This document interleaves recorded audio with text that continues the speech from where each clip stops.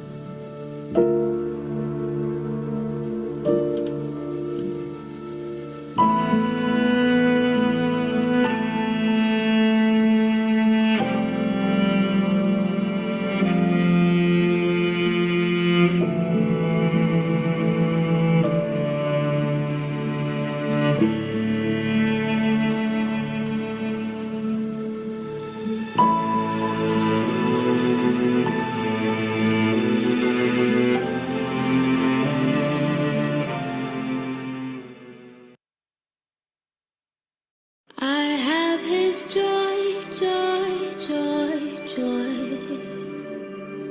down in my heart forever. I have his joy, joy, joy, joy down in my heart forever. I have his joy, joy, joy,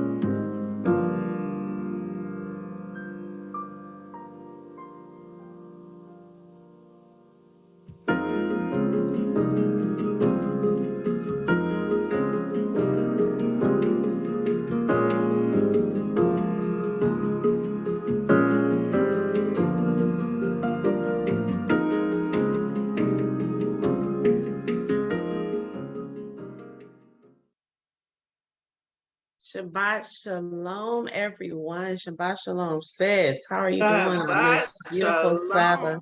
Hallelujah. Hallelujah. Wow.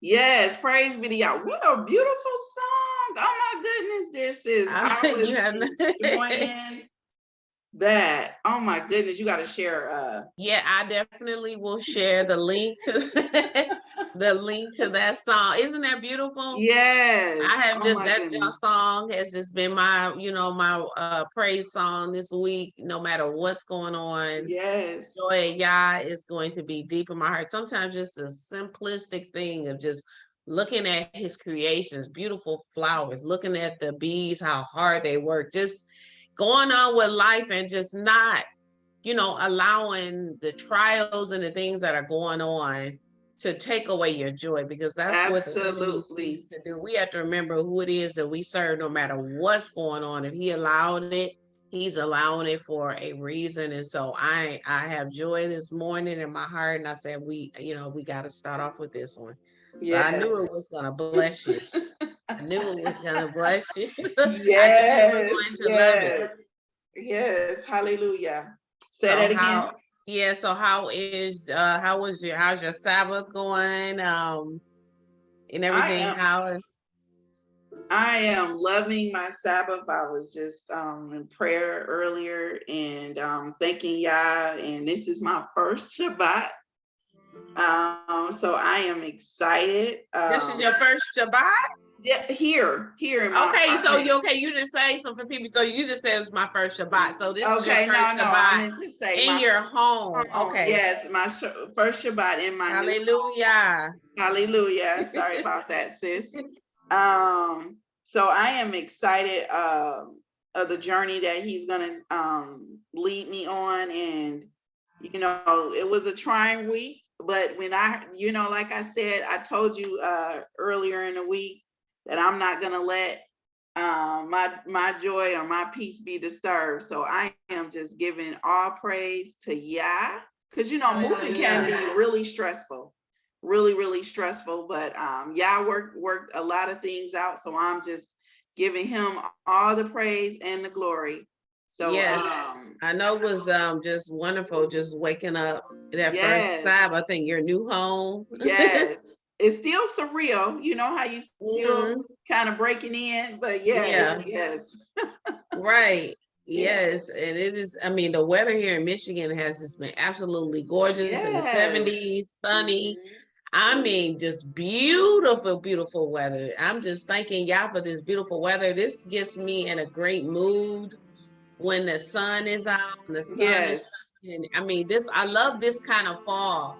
The 60s, 70s, like I love this weather that we are having, not too hot, not too cold. I mean, the 70s is sunny every day. And it's been like that for almost 2 weeks now. And I'm like, okay, y'all, thank you. Can we keep going to at least cover February? I mean, it has been absolutely gorgeous here. And hopefully whatever neck of the woods you're in, you're getting some of this sun, some of this.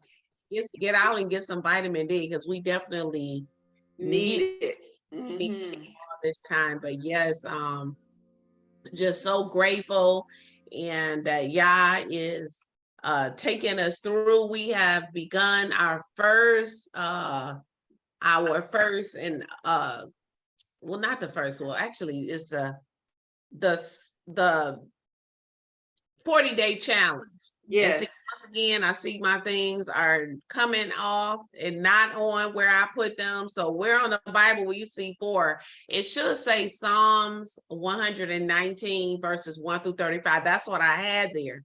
The enemy has been trying to mess up this presentation this week so that this message cannot go forth. Things that have never happened while I was putting this together.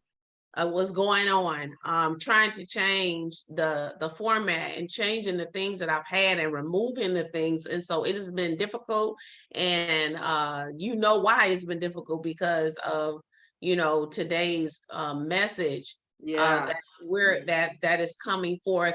But before we get into that, there's some things that we want to talk about. I want to first talk about this 40-day expand challenge that began on Tuesday, which is Yes.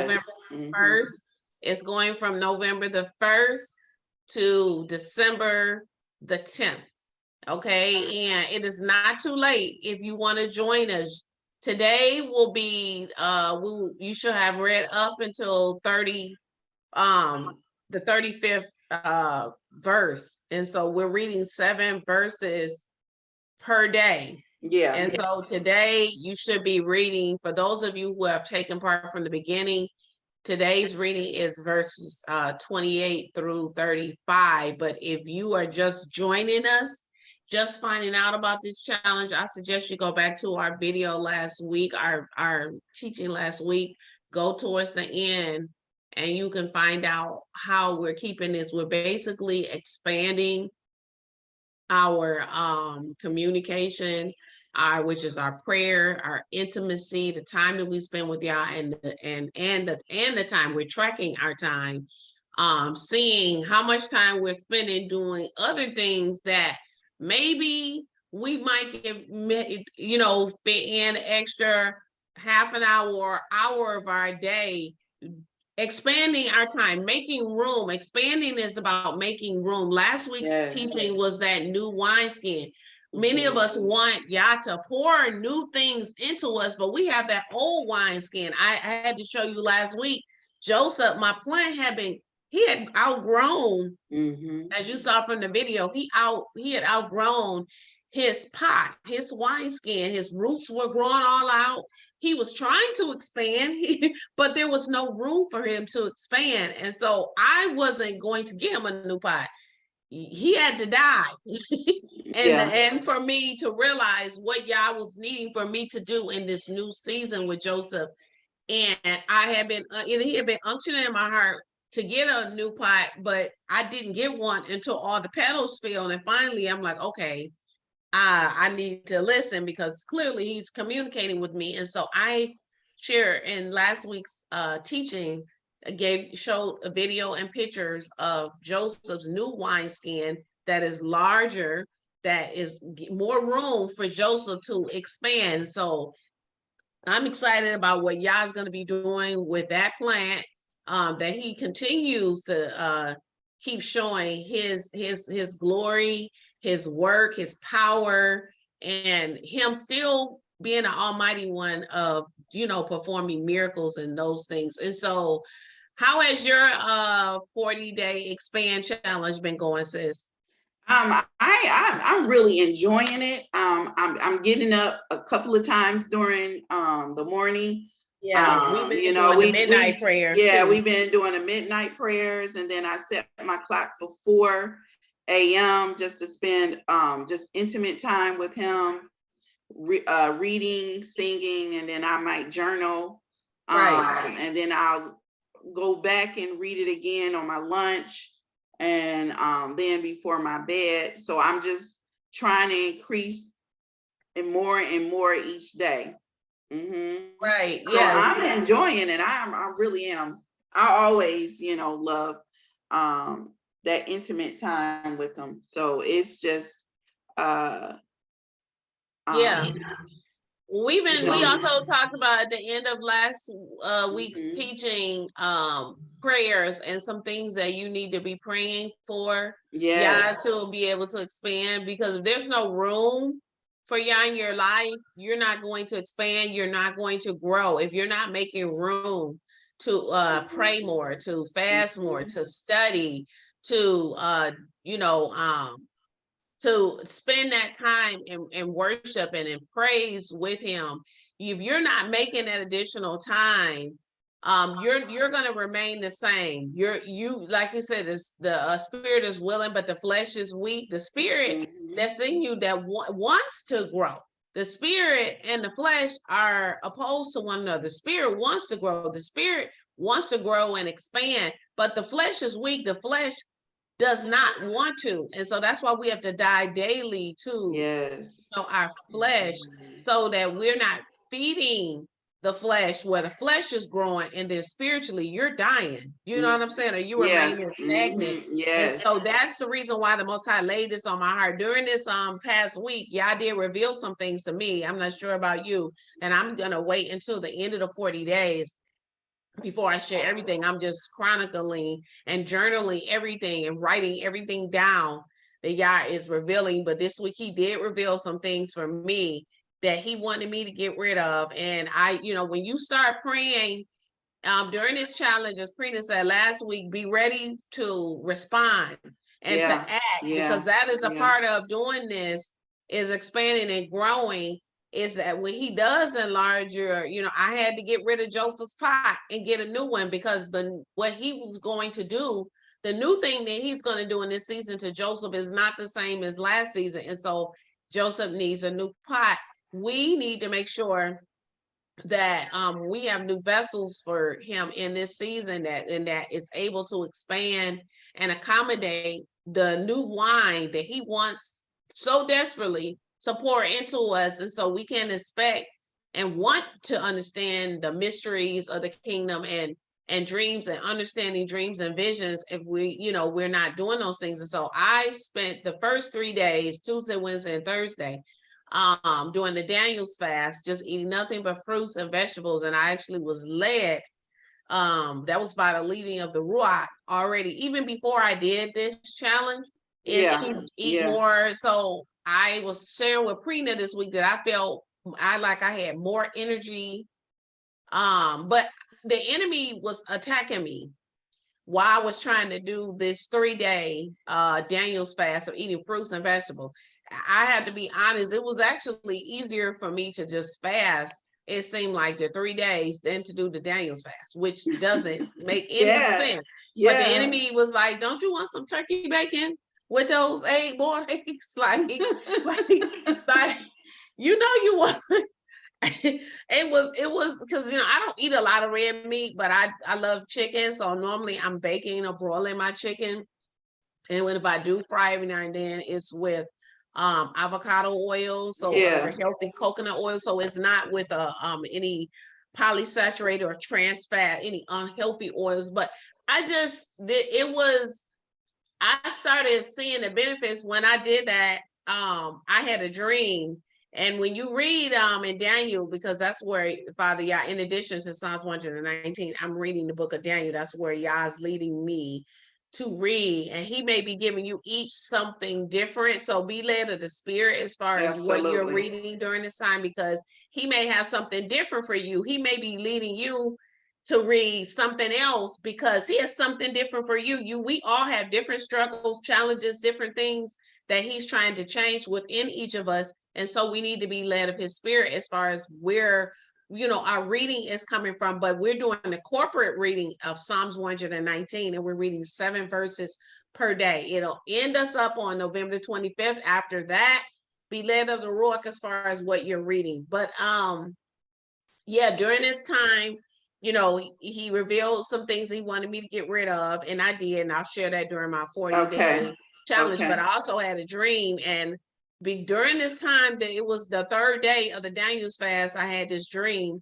and then the RUACH immediately gave me the interpretation of the dream. When you read Daniel, and I believe it's in the 1st or 2nd chapter, I think it was in the 1st, Daniel chapter 1, Daniel, the Hebrew boys, the 3 Hebrew boys, who Nebuchadnezzar threw in the middle of the furnace of the fire because they wouldn't serve the God that he had, image that he had set up. But Daniel, they wouldn't refuse to eat the king's food. He was not going to eat the food because, remember, we talk about eating food, that these are things that are sacrificed to idols. So he refused to eat the king's food.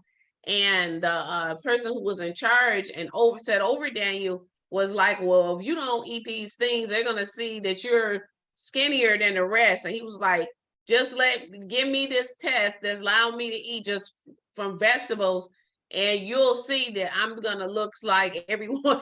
So when he did the vegetables and just eating no meat and everything, he was able. Actually, they said their skin and everything, they look better than the ones who were eating the king's food. And so it said that when they were eating, going away, we call it Daniel's fast, but they were eating no meat, okay, just eating fruits and vegetables. They were eating the vegetables. But anyway, long story short, it says that Yah gave them great insight, and they gave them dreams and vision, gave them understanding. And he said, the scripture said it gave them dreams and visions, and gave them interpretation. Yes. So they were not only were they given dreams, but they were given interpretations of their dreams. And so that's the reason why the enemy doesn't want us fasting. Our food is Yah showing me that I need to, what I've learned during these Daniel fasts, and I need to be more disciplined, even with the foods, even with the clean foods that we can't eat, even with the foods that we can't eat. There's still foods that we can't eat that we probably shouldn't eat often. Do you understand what I'm saying? Absolutely. Absolutely. So that we're really being able to be more sensitive to the RUACH. And I felt like I was more sensitive to the RUACH. And immediately things before that might have been in the back of my mind, it was overwhelming conviction during this Daniel fast about these things. And it propelled me to throw some other things away. And I will share that in the 40-day. But I had a dream also on the 3rd day of the Daniel fast. And the RUACH immediately gave me the interpretation, where a lot of times I had a dream and I'm trying to figure out. It was no figuring it out. I knew exactly what, he was telling me. And the dream. And so, yes. So, and this lesson is playing a part in why he had me throw away what he had me throw away, which I had not even considered before. And so I would challenge any of you, start off, you don't have to do 10 days. They did 10. Start off with, if you do 1 or 2 days, do 1 day, and then try to build your capacity up to fasting and doing, just because really when we're eating like the way they ate in the beginning, you're going to be more in tune with the RUACH. Yeah. Especially if you're expanding and you are making room for Yah, and you're doing the Daniel's fast or just fasting period.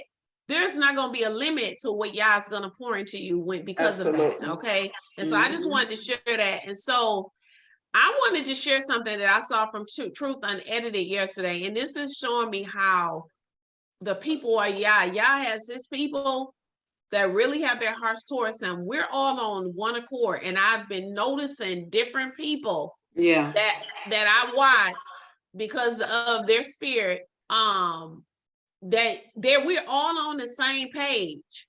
Like everybody is being led. It's like when I'm being led, I'm watching, and I'm like, this is what Yah's leading me. And they're saying the same things. And so this is about 2 or 3 minutes, and I wanted to watch this before we get into the next segment. Okay. Strength and courage for what's coming. And this will only come from him. It's hard to trust him if you don't know him or understand him. That's why his word is so utterly important. If you feed on it as your daily bread, if you study it, make reading it your priority, then it will fill you up.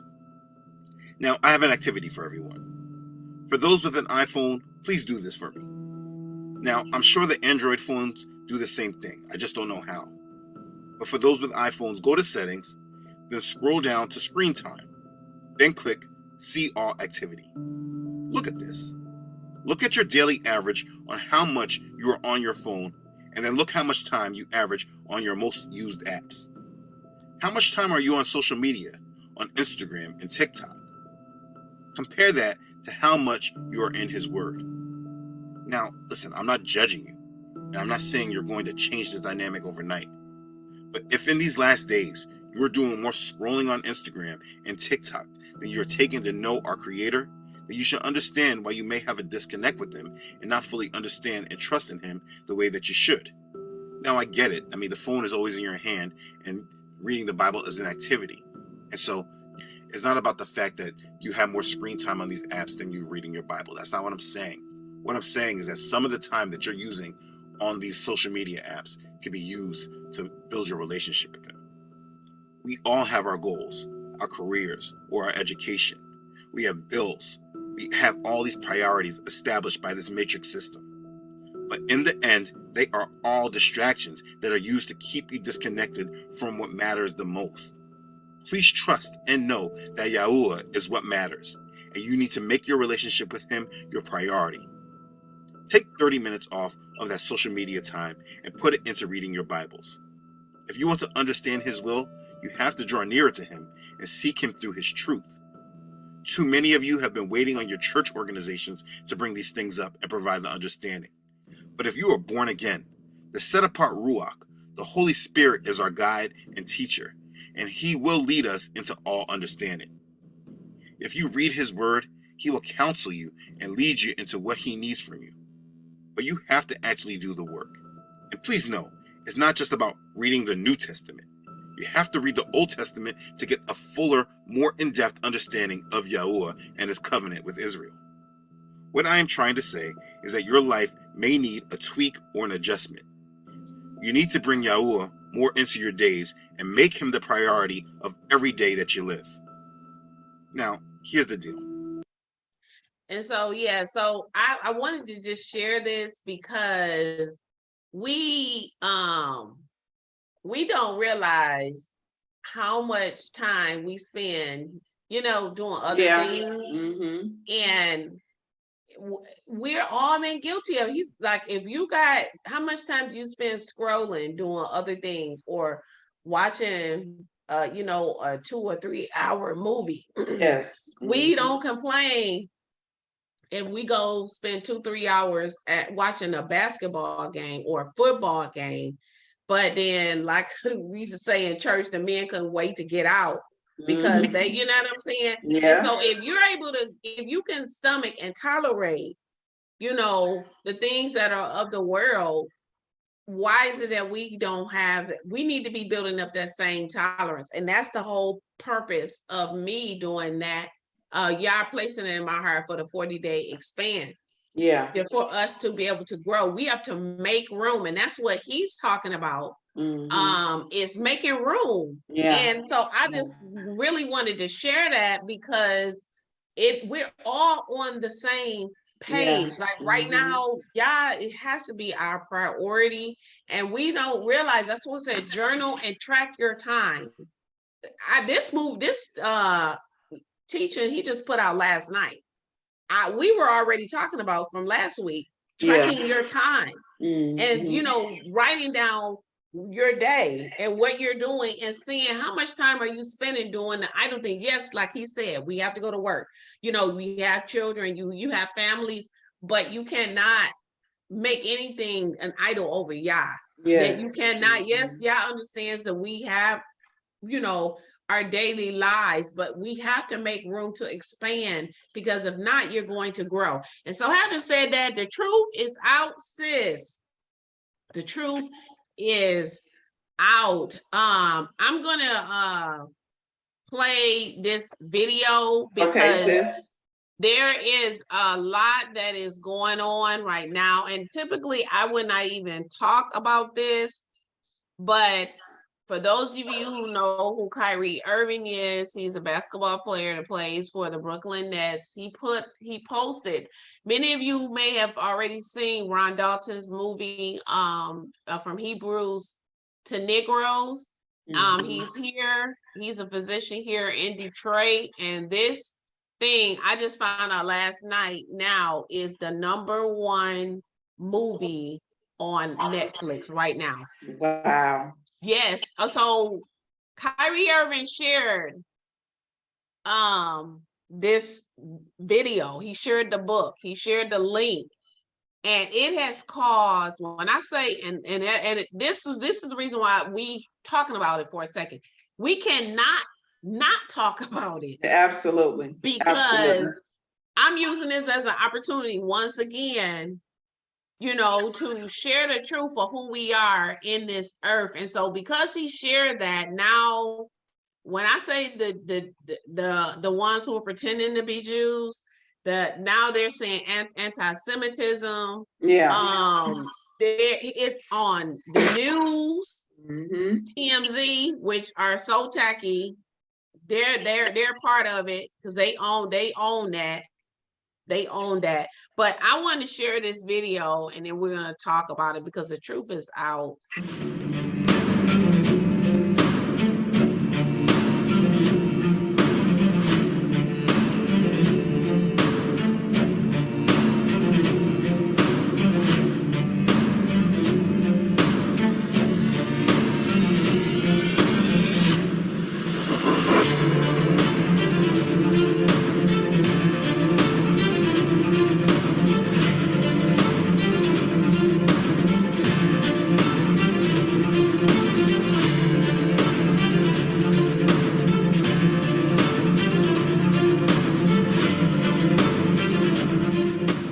Okay, so I mean, it is time. And I remember I shared with you, I don't know if you remember when I told you that Yah said that he said that he has come, judgment is here, and he's coming to do his work. Yeah. He's doing, okay, it started, okay, so you know that the COVID, the plague started right after, okay, so the 400-year punishment was up. Mm-hmm. In 2019, 2019. okay, Mm-hmm. from 2016 to 2019, that 400 punishment was up.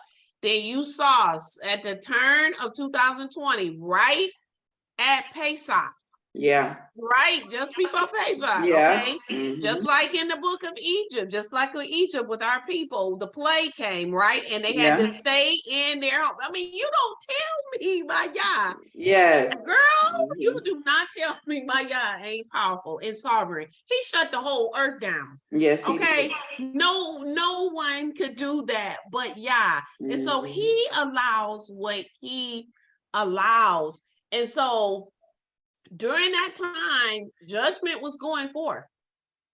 And many lost their lives during the time of this plague. Okay. And so this fella, his name is Kyrie Irving. He's a basketball player for the Brooklyn Nets. He refused to be vaccinated. He did not want to take let me take, because I don't want my video. He refused to take, the stuff. Okay. Yeah.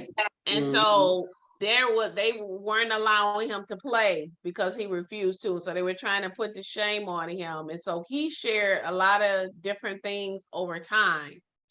Whether the industry is using him to cause a race war or not, I don't know. I know he's still confused. I think he's a more, I think what he is doing is he is searching for who he is. Yeah. Okay. So like many of our people, when they're searching for who they are, they start going off into all these things, thinking they're Egyptians or thinking, they're Moors or thinking they're going off into New Age. Our people have been searching because they have not had an identity. And so he posted Ron Dalton's book, From Hebrews to Negro, posted a link to find it. And these Ashkenazi, they are, when I tell you, they're taking everything away from him right now. Yeah. Okay. He shared this movie. He shared the link to this book. Okay. Right now, because of him sharing this movie is #1 on Netflix. Everybody is watching it in the world now. He's brought it to whether they, because you know how they do, they'll put things out there because they want they've been trying to draw us into a race war for the longest with George Floyd and all these things, and it hasn't happened yet. And so they're saying you're anti-Semitic, and what's happening, he's losing his endorsements now. So it says, at Nike, we believe there's no place for hate speech, and we condemn any form of anti-Semitism. To that end, we've made the decision to suspend our relationship with Kyrie Irving effective immediately, and this was yesterday, and will no longer launch the Kyrie 8. We are deeply saddened and disappointed by the situation and its impact on everyone. So 8, we know, is the new beginning. Absolutely. We know, I've been praying for him. I don't know if he's being used and he's a part of it. However, I prayed this morning that it will be used for your glory, that there are people out here who have been searching for their identity that will watch this movie, will read the book, and they will come into the truth, because they know. And they're scared now, because if we turn back to Yah, you already know what time it is. Oh, yes. If we turn back to Yah, and that's the last thing. That's why they put the false religions and tell us that the law's done away with, because that's the reason why we got sent on those slave ships to begin with. So now when I say coming after him, now he's been suspended from his team, the Brooklyn Nets. He's lost his endorsement. So now they're getting ready to hit him every way. Then they had him come back, and they were upset because they did this because he wouldn't apologize. Yeah. You know, Nick Cannon came out last year and said it, and then they whipped him back in the shade. What they normally do is that the slave, they'll have them come out there and whip them and beat them before the rest of the slaves. So if you get out of that slave that speak up, that get out of line and try to start a revolution, they'll whip you and beat you in front of the other slaves, so and allow them to watch, so that they'll know if you get out of line, this can happen to you. They can't whip us and beat us like they did in the past, but this is how they whip you and beat you. They take away your money. You know, they take away your livelihood and your right to live, and they cause those. See, you have to be careful with the media. The media has a way, they use the same strategies that we use and that we use for reading, repetition. Okay. When you continue to repeat something over and over and over, visually seeing it, this is what we do when we teach them the Ortho Gillingham drills. We're visually seeing those graphemes, those letters, and then auditorily hearing it. What you see and what you hear, and then it's repeated on every social media platform on the news, TMZ, and you're seeing it. So now they have everyone hating him. And see, you be careful. You say, well, you know, they will have you hating the ones, and I'm not calling him righteous. I'm just saying in general, the media will have you hating someone who is walking upright and then loving the oppressor. Okay. Yeah. And this is what they're doing right now. And so he has so many, Prina, so many I'm like seeing people, I'm gonna show you in a minute, people from Judah. Like people from Judah, Yehuda, like all these different names, I'm seeing everyone like are coming out the woodworks that's in truth to support him.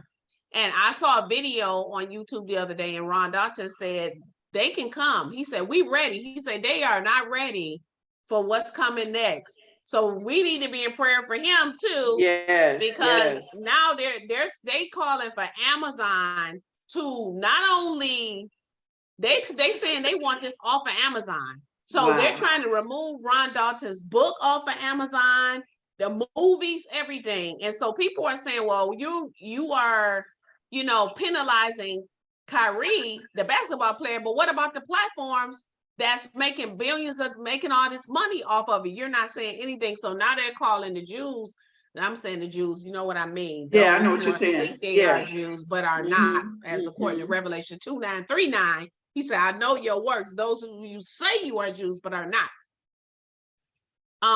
They're calling for Amazon to remove it off, totally remove it off, so that no one can have access. So now, because of him sharing this link, it is the highest selling book on Netflix or movie on Netflix. Everybody is watching it now. You can't tell me now. They got the industry puppets that are coming out.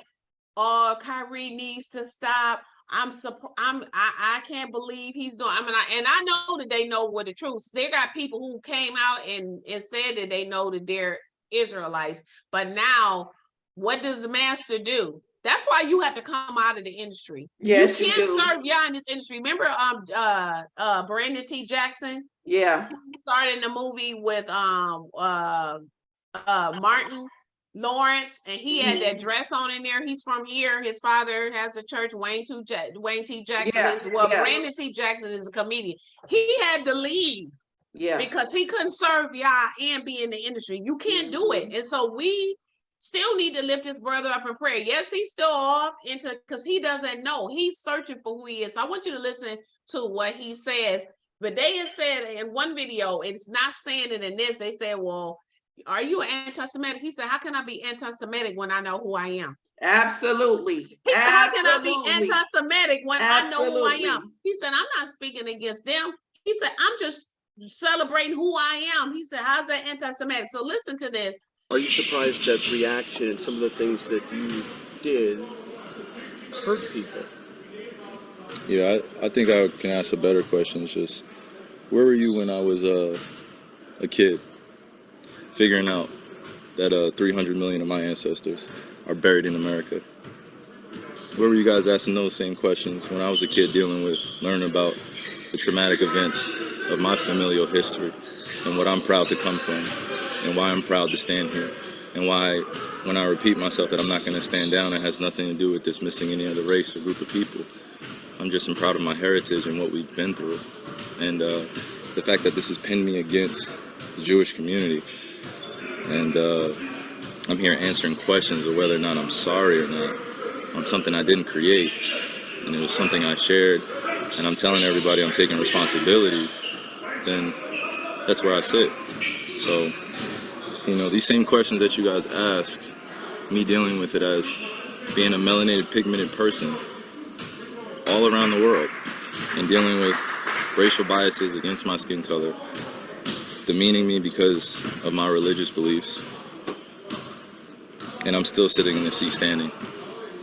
So I take my full responsibility. Again, I'll repeat it, for posting something on my Instagram or Twitter that may have had some unfortunate falsehoods in it. But I also am a human being that's 30 years old, and I've been growing up in a country that's told me that I wasn't worth anything, and I came from a slave class, and I come from a people that are meant to be treated the way we get treated every day. So I'm not here to compare anyone's atrocities or tragic events that their families have dealt with generations of time. I'm just here to continue to expose things that our world continues to put in darkness. I'm a light. I'm a beacon of light. That's what I'm here to do. You guys ask me questions about basketball, I give you my expert opinion. You guys ask me about other things, I give you my opinion, and it's met with whatever you believe the perception or the deception is. You guys investigate my life every day, and you justify it by serving your own purpose, which I honor. I would like the same respect in return, figuring out just like anyone else. So please keep that same energy when we're talking about anti-other things, because just because I post a documentary doesn't mean I'm anti-Semitic, and doesn't mean that I'm automatically standing with everyone that is believing in it. So it's unfortunate timing that we're in, but I'm glad that I could stand on the truth, because I'm not afraid of these mics, these cameras. I used to be, looking everyone in the eye and telling them the truth, that I'm proud of who I am. Any label that you put on me, I'm able to dismiss because I study. I know the Oxford Dictionary, you look it up, right? Just one of the biggest mistakes I had in being a kid was not knowing European or Western language. Until I started looking it up and understanding the definitions and why they say, if you want to trick a black person, put it in the book. I was wondering my whole life why they said that. Now I'm 30 years old and I know reading is a superpower, because it helps me understand where I'm going and where I come from. Like a tree with roots. He said it's like a tree with roots. It Hallelujah. is like a tree with roots. I mean, yeah, and he's still confused, but we need to be praying for him. I've been praying that he will come all the way out, that he will stand, that he will not allow, because they had him, forced him to try to, he apologized, but his apology, the way he's doing it is like, I'm trying to protect my family, I'm trying to protect my livelihood, but he doesn't understand that if Yah be for you, who can be against you? If it's just you and Yah, you are the majority. And this is the kind of thing that we're coming upon, where we're going to have to be willing to stand. The persecution that is going to come with serving Yah. Yahusha warned us of these times. It's coming. What's happening to him is going to happen to all of us, unless you take the mark of the beast, it says that no man will be able to buy or sell. And so they're going to take away your livelihood to survive. And so you have to remember who gives you, who provides for you, who takes care of you. Yeah. It is Yah. You're going to have to depend on him. It's time for us to begin to detach ourselves from Babylon. Okay, because we're not going to be able to depend on this system. This system is moving towards a new world order, the one world order. And if you're not on board, they're setting everything in place. Okay, everything is set in place for this new system. And most people are going full speed ahead with this system with no resistance. We can't do that. And so I just wanted to talk about that. Wait, before you go, a scripture just dropped in my spirit. Okay. So this is a parable with a certain ruler. He asked Yahusha, what shall I do to inherit eternal life? And Yahusha ran down that, you should keep the commandments, don't steal, Yeah. And then he said, well, I kept all those up until my youth. Yeah. And then Yahusha told him, he said, go sell everything and distribute it to the poor. And then you will have treasure in heaven, and come follow me. But when he heard those things, he was very, very sorrowful. Yeah, he was sorrowful. He didn't want to give it up. Right, because he was very rich. And that's when Yahusha said, he said that it's hard for the rich to enter into the kingdom of heaven. And so what is the profit of man to gain the world, but the whole world will lose his life? So lose your soul. What is it profit you to gain the world, but to lose your soul, to lose your life? It is not worth it. That was wonderful. That's and that's Luke 18, chapter 18, verses 18 to 27. Anybody want to just read that? But yes, that's what just came in my spirit. You know? That is it. And that's what's going on. They had him he finally apologized, but they're not done. I'm praying, but his apology wasn't like I'm sorry. It was like, okay, I'm trying to make sure that I can, protect myself, because right now they suspended him from the basketball team for 5 days, but I don't know if it's going to extend beyond that. They're pressuring them basically to let him go altogether. He's meeting with the commissioner of the league, who is Jewish. Okay, well, Ashkenaz. Okay. They're doing, how they do when they want to whip the slave in front of everybody. They do you just like they did Bill Cosby, because they wanted him to stop putting out positive things about blacks. They're gonna do the same thing they did to Lauryn Hill, because she put out that song "I Get Out." What they do next thing, they got her own taxes. So they know anytime you speak out, just be you have to be prepared. This is when you're gonna really know who you really trust in this time, because they're gonna take away everything. They're going to demonize you. So be careful of what you believe, because the media has a way. They'll have you hating the person that's right and loving the person that's wrong. He says, woe be unto them that call good evil and evil good. And so let's just be in prayer for him. Whether he is being used by the industry, the point is he put the link out there. I don't care why he put it. This is Yah's will. He's doing his work. Now, millions of people who otherwise, Ron Darton movie was out there, and there was a lot of people that seen it, but not the way I'm talking about. He got the whole world watching this movie now. Prayer for him too, because we don't know what they got planned now. You know what I'm saying? Now they gonna be probably trying to come after him. So let's be in prayer for our brothers and sisters, especially those, even if they not 100% the truth. If they sometimes they still looking and searching, they may be in something that's not fully true, but maybe they need someone to shine that light on them. But you can see from this clip that he knows who he. That's why he said, how can I be anti-Semitic when I know who I am? Okay. Absolutely. And there was some other things that was supposed to show up, but again, I keep telling you, some things keep disappearing for whatever reason. some things that I had on here. I had some clips from some people who actually were supporting him. But anyway, so today's message is entitled Clean Out Your House. This is a Foothold message. This is a message that, and one of the messages that I have been preparing during our time away, as we expand in Yah and grow in Yah, there's some things that we're going to be touching on that may be sensitive to a lot of people. Some people may be offended. Some people may be shocked. But if you are truly looking to expand and to grow, remember, with my plant, Joseph wanted to expand and to grow, but it had no place, no room. And so Yah wants to grow you, but if you're not making room, and sometimes there's things that are in your house, you ever, like, I have to declutter. I've done it before, and I gotta declutter my closet again. When you get to, I have a walk-in closet and you can't walk in and you got to walk sideways. I'm like, okay, something's wrong with this picture here. It's time to declutter. So I have to declutter and clean out my closet. Again, this is the same thing. Sometimes we have things in our homes, and I'm talking physically and spiritually.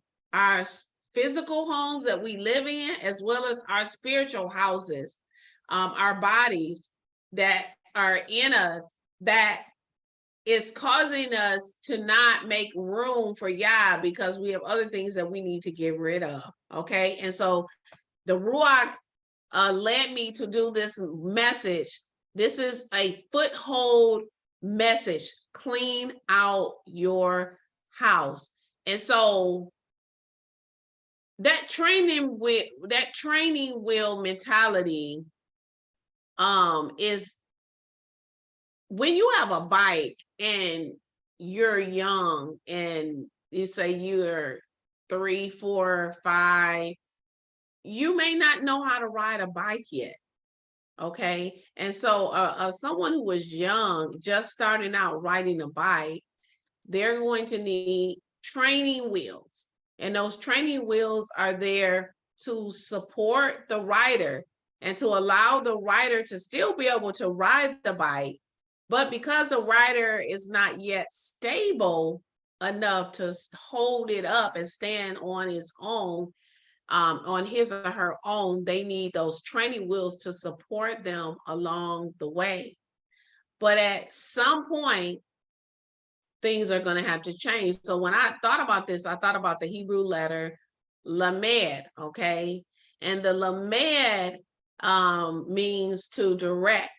It's the picture of the shepherd's staff. It means to direct, to train, to guide, okay? And the shepherd will use the staff to direct and to prick and to prod the sheep and to make sure that they had direction. This is what the word of Yah does, give us that direction. But at some point, the training wheels have to come off. I can't be 20 years old still riding a bike with training wheels. There's something wrong with this picture. If I'm 20 and I am have a bike with training wheels on, there at some point you have to go from milk to meat. At some point, like the Apostle Shaul said, some of you should be on meat now. He said, but I'm still having, like somebody said, he said, you should have grown by now. But I'm still having, he said, to train you in the simple things. And so this message today is not to offend anyone, because there may be things that you just did not know. That's the reason why this message is to train you up so that you can learn. There's some things the training wheels need to come off so that you can ride and go on that bike and be able to stand on your own. 2 Corinthians 2:11 said, unless Satan should have an advantage over us, but we are not ignorant of his devices. The having the training wheels come off is symbolic or synonymous with us not being ignorant of his devices. Okay. We don't want to be 20 years old, still needing to ride a bike with training wheels on. We don't want to be ignorant of his devices, of his plans, of his tricks, the things that he do to trap us. We know that he comes to kill, steal, and destroy. So we don't want to be ignorant. It says that the God of this world has blinded the minds of unbelievers so that they cannot see the light of the good news of the glory of the Messiah, who is the image of Yah. And so the God of this world, who is Satan, he's the one that blinds the minds of believers so that they cannot see the light. And when he's doing that, they become ignorant of his devices because they can't see the light. Okay. So we have to know when we have training wheels on and when we don't. And so let's talk about, as we talk about the message of the foothold, I want to read this here. It says, Yah says in Deuteronomy 7:26, do not bring a cursed thing into your house unless you be cursed like it. I want to read that again.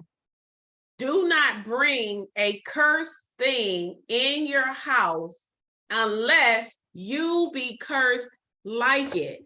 But you shall utterly detest it, and you shall utterly hate it, for it is a cursed thing. So Yah is very serious about bringing cursed things into your home. He is very serious about that.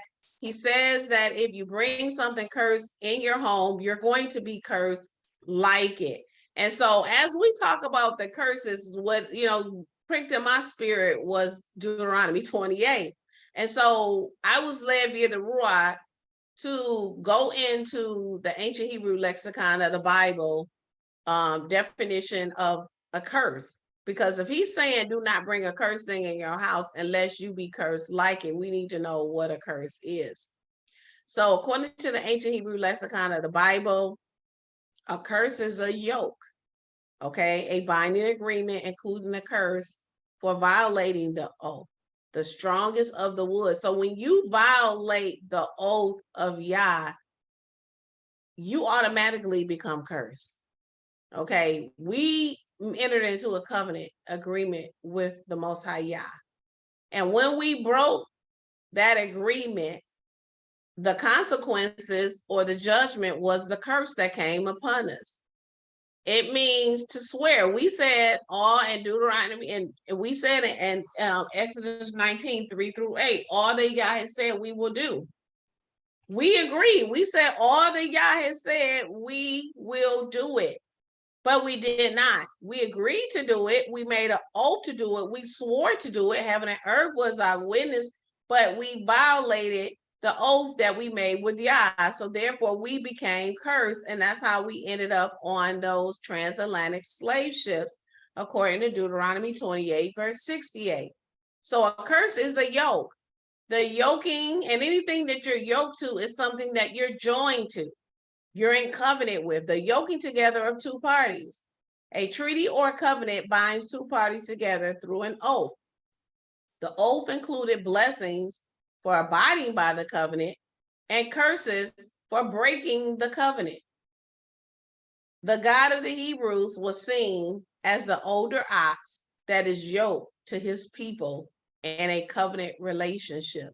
And so when I looked this up, I was surprised. I did not see a curse as a yoke, but it is a yoke in the sense of something that was agreed upon, but was broken or not abided. It's kind of like when you enter into a marriage agreement and you marry and you become married, a husband and wife, and you agree to honor and love and cherish and to be faithful and to be loyal, but you break that oath, that binding agreement. And let's say the husband steps out and he cheats on his wife. Okay, he's not faithful to his wife. He now becomes cursed because they're joined together. He made a binding agreement that he swore to. And because he broke that agreement, he becomes cursed. So that's why if you are committing adultery, if you're sleeping with, let's say the side piece sleeping with that man that is married to his wife, she becomes cursed. Okay. And so do not bring a cursed thing in your house unless you be cursed like it. The Father is very serious. And so as it pertains to the foothold message, because that's what the title of today's message is, the foothold message. Okay. Now, when I looked this up in the ancient Hebrew lexicon of the Bible, I did not see foothold, but I saw foot. We're going to go into that definition in a moment, but I wanted to look up foothold. So I went to the source, and it says that a foothold is a ledge. Okay. It is a hold, it is space. And that's what stood out to me more than anything is space. As we talk about expanding, as we talk about making room, a foothold is space. So you can either make space or have a foothold for Yah in your life and the things that are of the kingdom of Yah in your life, or you can have a foothold for the enemy to get in your life. You can, if you're not making room for Yah, then you're making room for the enemy. It's no in between. So a foothold is actually space. It also says it's an area. It says it is a capacity. It is a location. It is a territory. In the second column from the bottom, it says, second one from the bottom in the second row, it says expands. So that goes into what I'm talking about, expanding. A foot, if you're giving an enemy a foot in your life, you are literally, in context, you are giving the enemy a literal physical territory, a literal physical location or place to legally operate in your life. This is what you're doing, okay? Metaphorically, when the scriptures speak of a foothold, if you speak metaphorically, it means you're giving Satan an opportunity to influence you. All he needs is just a little bit, okay? He just one crack for him to get his foot in the door. That's all he needs. And if you're not strong enough, he's gonna get in, okay? And so it says to spread volume. So this is about expanding.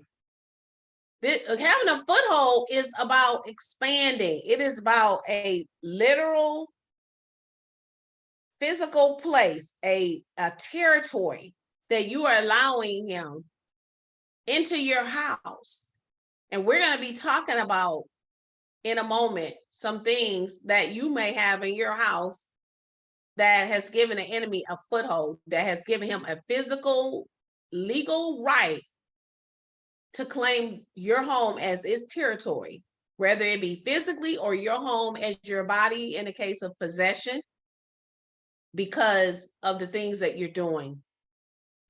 So, according to the ancient Hebrew lexicon of the Bible, foot means to stand. Okay, foot means to stand. It's the root. The pictograph cough is a picture of the open palm. You notice how Yah has had us on cough for a while. The pictograph cough is a picture of the open palm. The nun is a picture of a seed. Combined, these mean opening of a seed. Opening of a seed. When the seed opens, the roots begin to form the base of the plant by going down into the soil. The plant rises out of the ground, forming the stalk of the plant.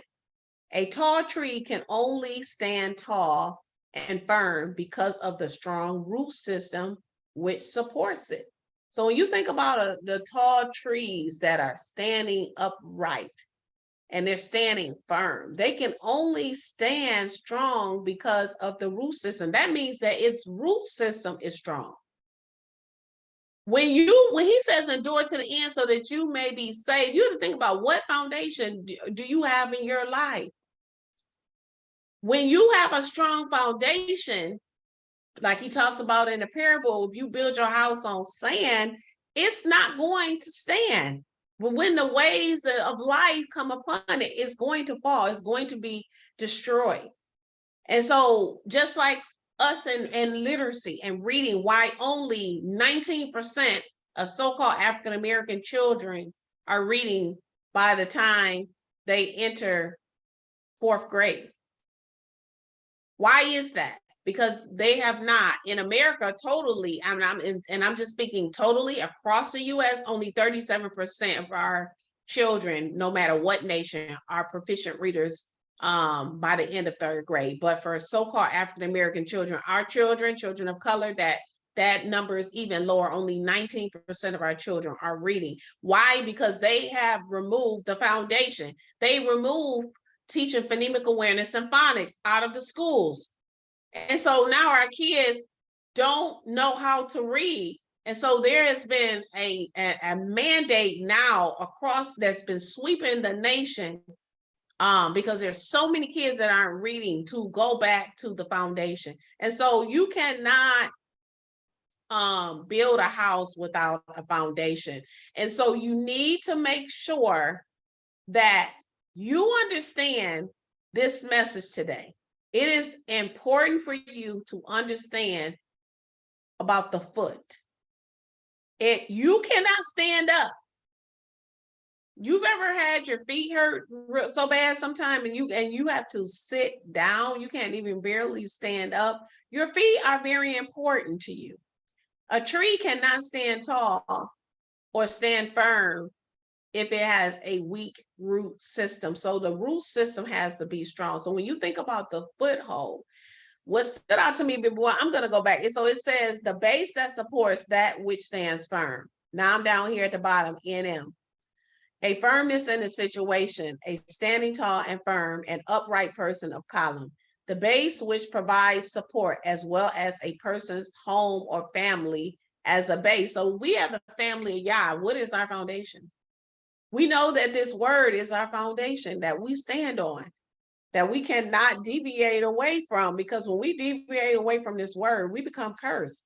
And so what stood out to me in this, it says that the foot means to stand. And it says that when the Kaf and the Nun is combined, it means the opening of a seed. So when the seed opens, the root begins to form the base or the foundation of the plant by going down into the soil. So I want you to think about when the seed opens. We are referred to as the seed, with seed of Abraham. We're referred to as seeds. Humans, we're referred to as seeds. And then our seeds are children. And so when the seed opens, when you open the door, because we're the seed, when you open the door, no matter what it is, whether it be something that is of Yah or something that is not, if you open the door to the enemy, the root, okay, the root of what you allow in your house or in your life begins at that moment to set up shop, to form that foundation so that it can go down and continue to get stronger and stronger if you don't uproot it. And so this is the reason why this goes so perfectly with Deuteronomy 7 and 6 that we just read, where Yah told the children of Israel, do not bring a cursed thing in your house unless you be cursed like it, but you shall utterly detest it and you shall utterly hate it, for it is a cursed thing. So not only have we been commanded to not bring something cursed in our house, because we're going to become just like it. But he says you shall utterly hate it, detest it, you shall abhor it. He is saying, why? Because it's going to affect you. It's going to affect you spiritually and physically. Okay, you will become cursed like it. Read this again. You will become cursed like it. If you bring cursed things in your house, if you give the enemy a foothold, if you bring something cursed in your house, once that's you opening the door, you are the seed that opens. Once the seed opens it up, whatever you open yourself up to, Yah says you become cursed like it. That's why it says the root begins to form. once the root begins to form in you, it begins to grow in you. And because now you're joined, you're yoked with that thing, because now it is taking root in you. Do you understand? That's how you become like it, because the foundation is built in you. And so this is like I wanted to show you a visual diagram or picture of what we just got finished reading. And according to the ancient Hebrew lexicon of the Bible, as far as the opening of the seed. And once that seed open, you look at that seed up at the top, once that seed opens up, then the root begins to form. Okay, so this is the seed. And clearly that seed has opened up. And now that seed, the nun, okay, is beginning to grow, it's taking root, and it's going down into the soil. So it's only going to get stronger. Psalms 119 verse 21, which was one of our words that we read, it says, you have rebuked the proud, the cursed ones who wander from your commandments. Okay, so notice this. When you wander from the commands of Yah, which is the foundation, which is the words that we agreed that we were yoked to, our creator, our Abba Yah. And when you wander from it, now you become cursed. So now you have a better understanding of why you become cursed when you wander away, because now you've opened the door and now you have roots that are growing in you that are not of him. It says in Deuteronomy 27 and 26, cursed is he who does not put the words of this law into practice, and let all the people say, so be it. Tells us that in Psalms 119 verse 105, that your word is a lamp to my feet and a light to my path. His word is a lamp to your feet. His word directs us in the way that we should walk. This is a reason why, because your feet, again, is how you stand. Your feet is the foundation. It is the support. So when you look at Psalms 119 verse 21 at the bottom, when you wander and you walk off and you stray away because you use your feet to wander and to walk from his commands, from the oath, and you bring and you allow your seed and open up your house to allow something in that is cursed, you become like it. His word is the lamp to your feet. His word is the lamp that leads your feet in the way. It gives light to your feet to show you where you're to walk. This is what his word does. When we were during our reading this week, our corporate reading in Psalms 119, I wanted to read a couple of scriptures. I'm reading from my Bible that really stood out to me. Psalms 119 verse 4 and 5 says, David says, you have commanded to carefully keep your precepts. Oh, that my ways were fixed to keep your statutes. And so the precepts are his words. They're his ordinances. They are his commands. They're his rules. And David said, I don't just want to care, because and notice the word, if you have your Bible, Psalms 119 verse 4, he is saying, you have commanded. David is saying, yeah, you have commanded that we carefully keep your precepts. So how do you walk circumspectly? Remember, walking circumspectly, that's your foot. How do you walk circumspectly? By carefully keeping his precepts, keeping his ordinances, his commands, his statutes. That's why he immediately says in the next verse, verse 5, oh, that my ways were fixed to keep your statutes. Not just carefully keeping his word, but you do it by keeping it the way that he told you, when he told you, how he told you, where he told you.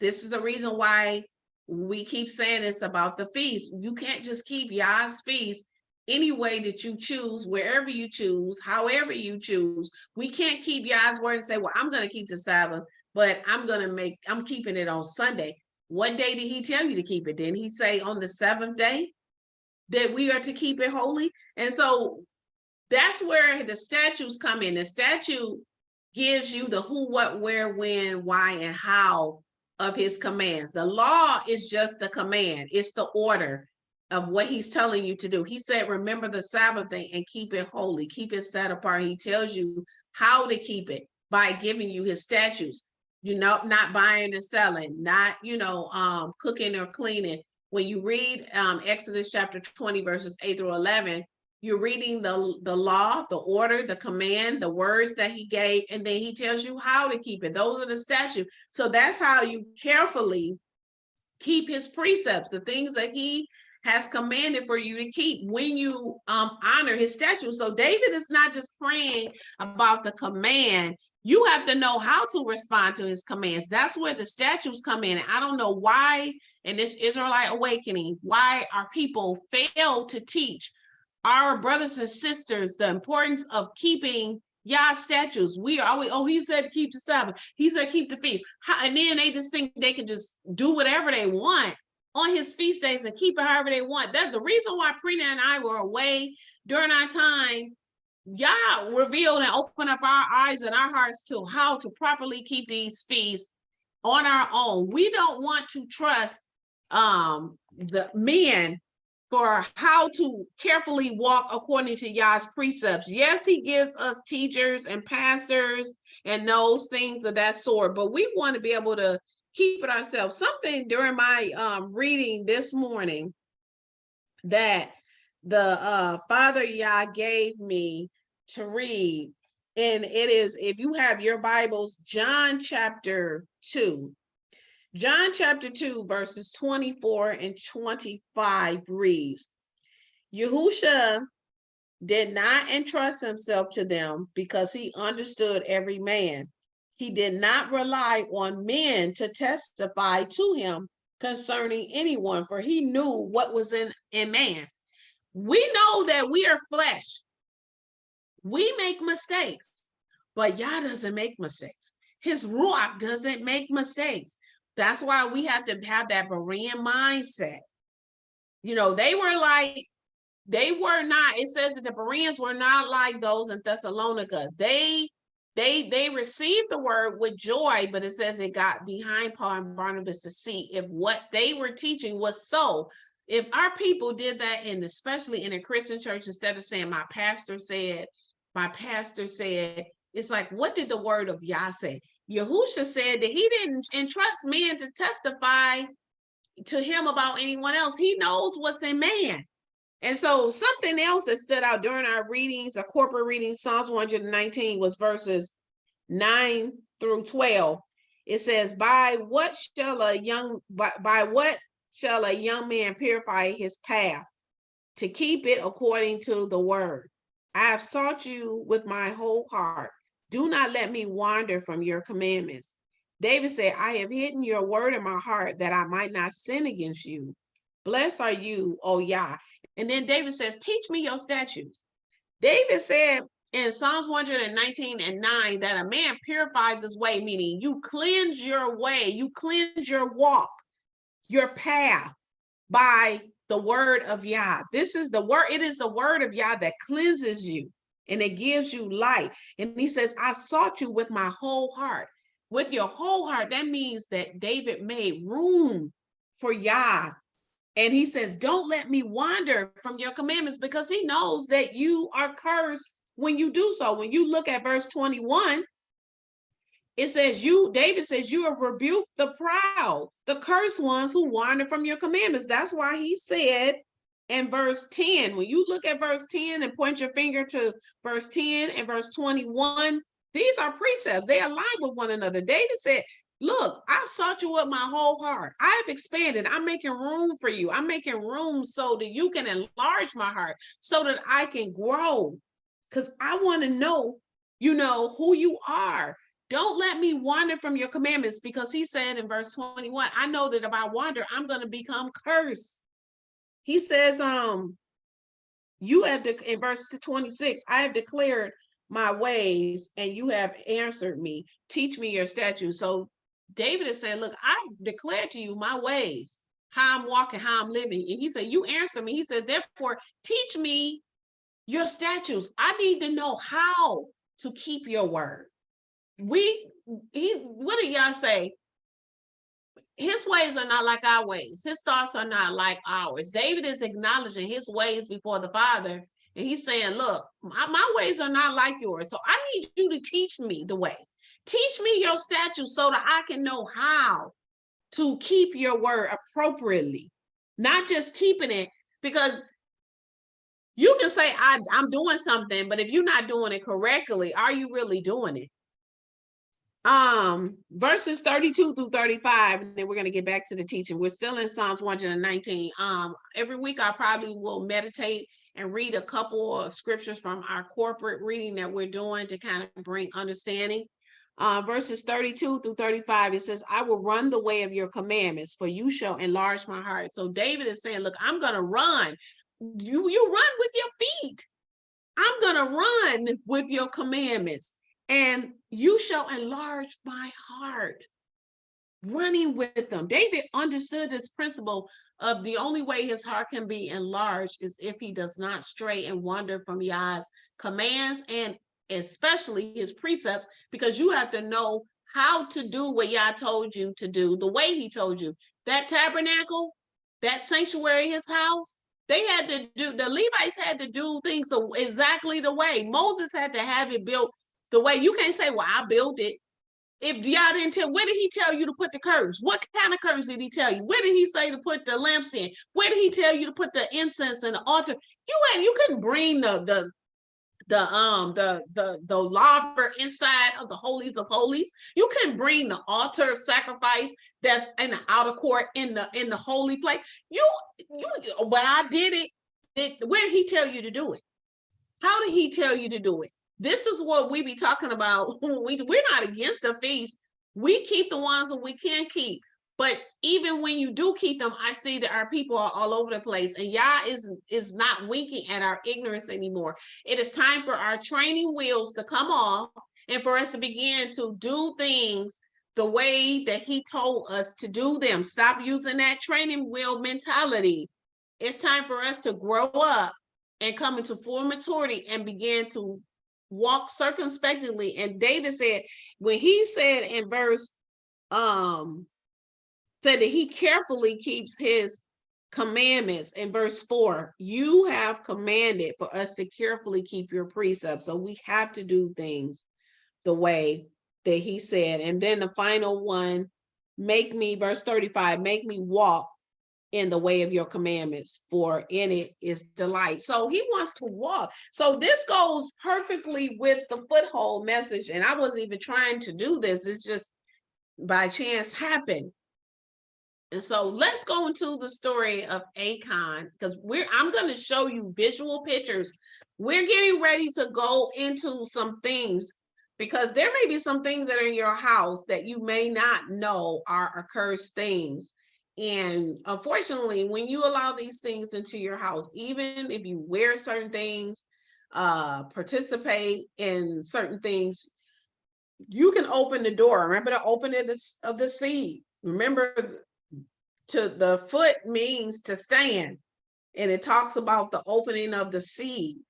And that seed, once it's open, the roots form. And so when you open the door in your home, then you open the door to demonic presence in your life. You give them a legal right to be in your life, your household, to wreak havoc in your household in every area of your life. And we do not want to be a curse. We don't want ourselves yoked to a curse because we're not paying attention. And so we're going to go into the story of Achan, who many of you may already know this story, as we're speaking of cursed things and bringing them in when Yah told us not to. And the sons of Israel sinned a sin in the cursed things. And Achan, the son of Carmi, the son of Zabdi, and the son of Zerah of the tribe of Judah, took of the cursed things. And the anger of Yah glowed against the sons of Israel. So notice how the anger of Yah, it didn't just glow against Achan who took it. It glowed against all of Israel.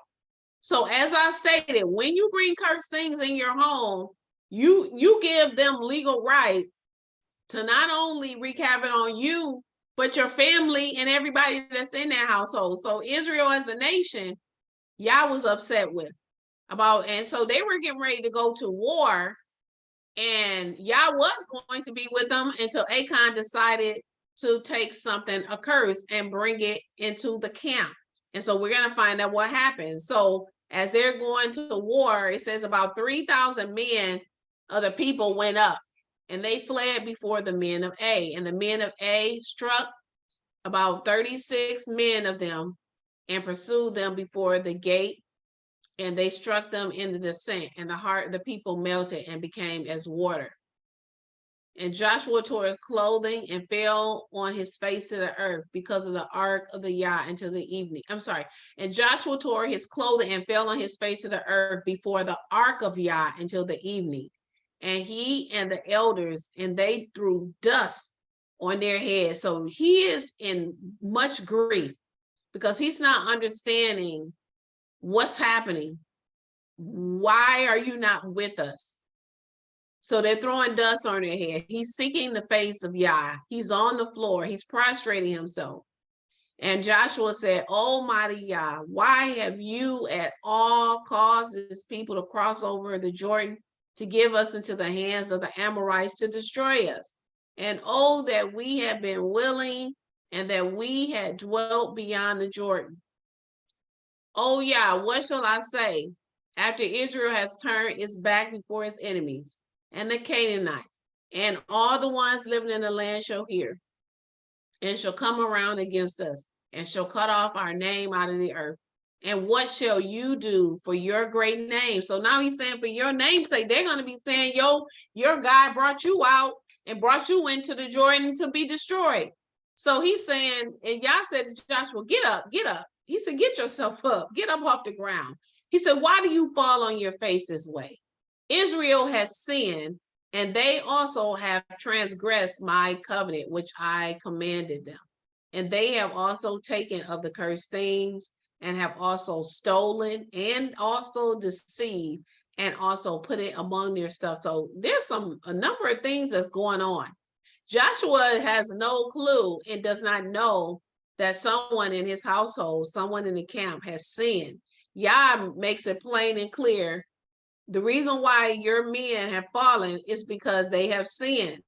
Okay, they have transgressed my covenant that I commanded them. He told them not to bring the cursed things in the camp. Someone brought it in, Achan brought it in, and he said, and not only did he bring it in, but he stole them because these things were dedicated to Yah, and he told them not to take them.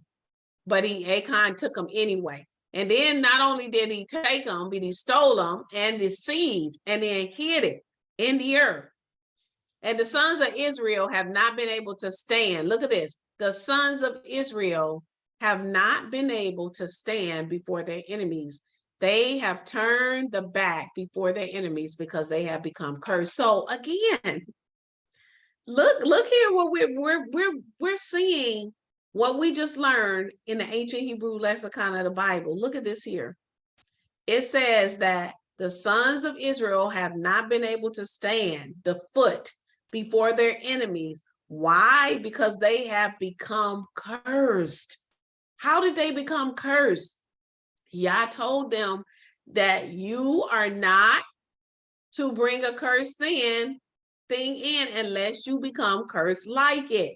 So he said, I will not be with you again if you do not destroy the cursed things from among you. So if you have cursed things, and I'm going to show you pictures upon pictures. I have a list of things some of you may not even know are cursed. Some practices I'm bringing today in a moment. I'm getting ready to show you all these different things so that if you have these things, you have to remove them, because Yah says that he's not going to be with you until you destroy these cursed things that are among you.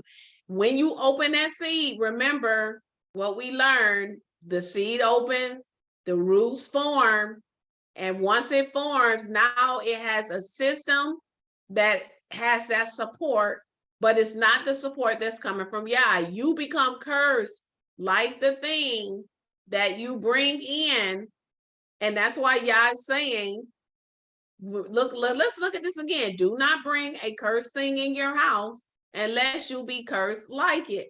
And so Yah is telling Joshua, this is the reason why you haven't been able to stand. He said they have become cursed. They became cursed because there's something that they're yoked to that is cursed. They brought something in the house. So when you bring something in that's cursed, that seed is open, that door has been open, you gave them a foothold, the root system is now forming. Once the root system forms, it begins to grow. You become just like it. So Yah said they have become cursed. Rise up and sanctify the people, and you shall say, sanctify yourselves for tomorrow. For so says Yah, the Elohim of Israel, a cursed thing is among you. Israel, you are not able to stand before your enemies until you take away the cursed thing from among you. And it shall be, he who is taken with their cursed thing shall be burned with fire. Now we're seeing his judgment. So his judgment is his final word, his sentence. So when you go to court, you stand before the judge. He goes over all of the information, okay? And then he makes his decision. So the decision is for that person, in this case, to be burned with fire and all that he has. So not only him, not only the person who committed the violation, who transgressed is cursed, but he makes his whole family cursed. His children, his animals, everything that he touches has become cursed because there's a root system that has been set up in that house. Okay? It's kind of like bed bugs. It's kind of like once they take over, you kind of have to get rid of everything. Okay? And it shall be, he who is taken with their cursed thing shall be burned with fire, and he and all that he has, because he has transgressed the covenant of Yah, and because he has committed folly, meaning foolishness in Israel. And Joshua rose up early in the morning and brought Israel near by his tribes, and the tribe of Judah was taken. So once Yah gives a word, it's not about what you think or what punishment you think was too harsh. Yah has given the word. His judgment is his final sentence on what should occur because of the transgression. And he brought near his household by men, and Achan, the son of Carmi, the son of Zabdi, the son of Zerah, the tribe of Judah, was taken. And Joshua said to Achan, my son, now give glory to Yah, the Elohim of Israel, and give thanks to him. And please tell me what you have done. Do not hide it from me. And Achan answered Joshua and said, truly, I have sinned against Yah, the Elohim of Israel, and this I have done. When I saw among the spoil a goodly robe of Shinar, and 200 shekels of silver, and a wedge of gold, one of 50 shekels in weight. He says, then I lusted after them. So he was coveting. He was coveting. He saw the goodly robe of Shinar, pagan, and lusted after that. And he said he took it. He said, and behold, they are hidden in the earth in the middle of my tent, and the silver under it. And Joshua sent messengers, and they ran to the tent, and behold, it was hidden in his tent, and the silver under it. And they took them out of the middle of the tent, and brought them to Joshua and to all the sons of Israel, and laid them out before Yah. And Joshua and all of Israel, remember what was Yah's judgment? Remember Yah's judgment and what Yah said, what happened to the person and everything that he's connected to, who transgressed him to bring this curse thing in. He had to be burned with fire and everything that belongs to him, remember? Let's read verse 24. And Joshua and all of Israel went with him, took Achan, the son of Zerah, and the silver, and the robe, and the wedge of gold, and his sons, and his daughters, and his oxen, his donkey, his flock, his tent, and all that he had. And they made them go up to the valley of Achor. And Joshua said, how you have troubled us. Yah shall trouble you today.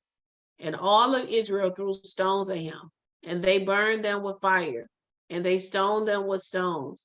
And they raised over him a heap of stones to this day.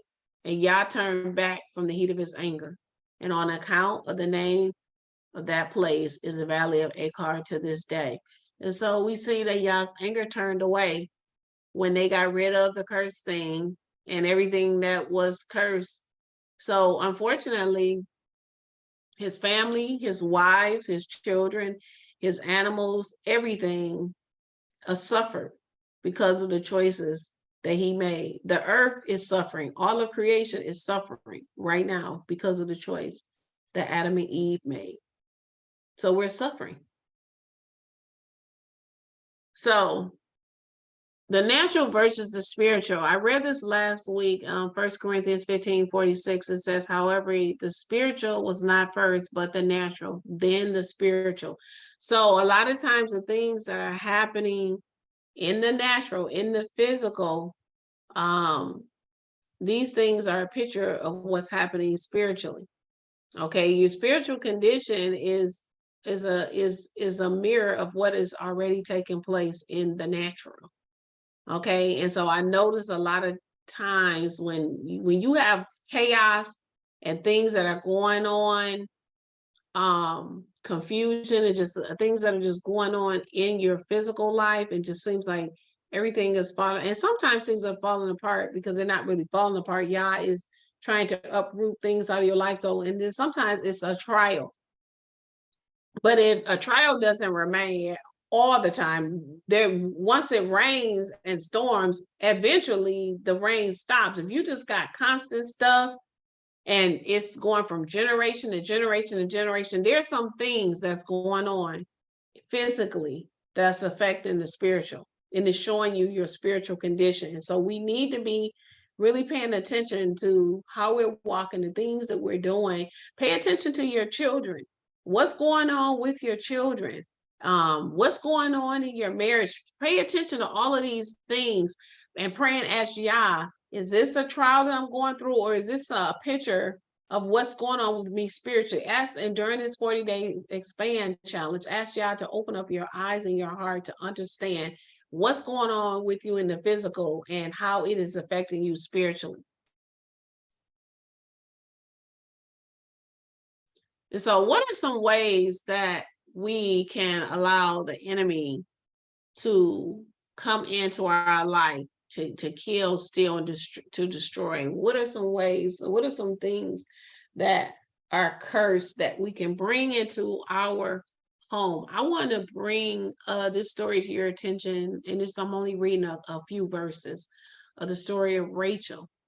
Okay, and so Jacob in the beginning, you know the story of Rachel and Leah going back and forth having children for Jacob, and we know that Rachel was barren for many years. We know that Laban had favor towards Jacob in the beginning, but towards the end, you know, he tricked him and he had to work another 7 years in order to get Rachel. But towards the end, Jacob saw that the face of Laban was not towards him as before. And so Yah told Jacob, look, go back to the land of your fathers and to your kindreds. And he says, I will be with you. And Jacob sent and called for Rachel and for Leah to come to the fields to his flock. And Jacob arose and set his sons and his wives on camels, and he drove all the livestock. And he took all his goods which he had gotten, livestock of his property which he had gotten in Padam Aram, to come to his father Isaac to the land of Canaan. And Laban went to shear his sheep, and Rachel stole the Tepharan idols, which were her father. So Rachel, while they're getting ready to leave, Rachel stole her father's idol.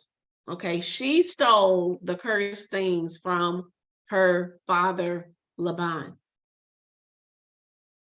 And now surely you have gone because you have longed after your father's house. Why have you stolen my gods? And Jacob answered and said to Laban.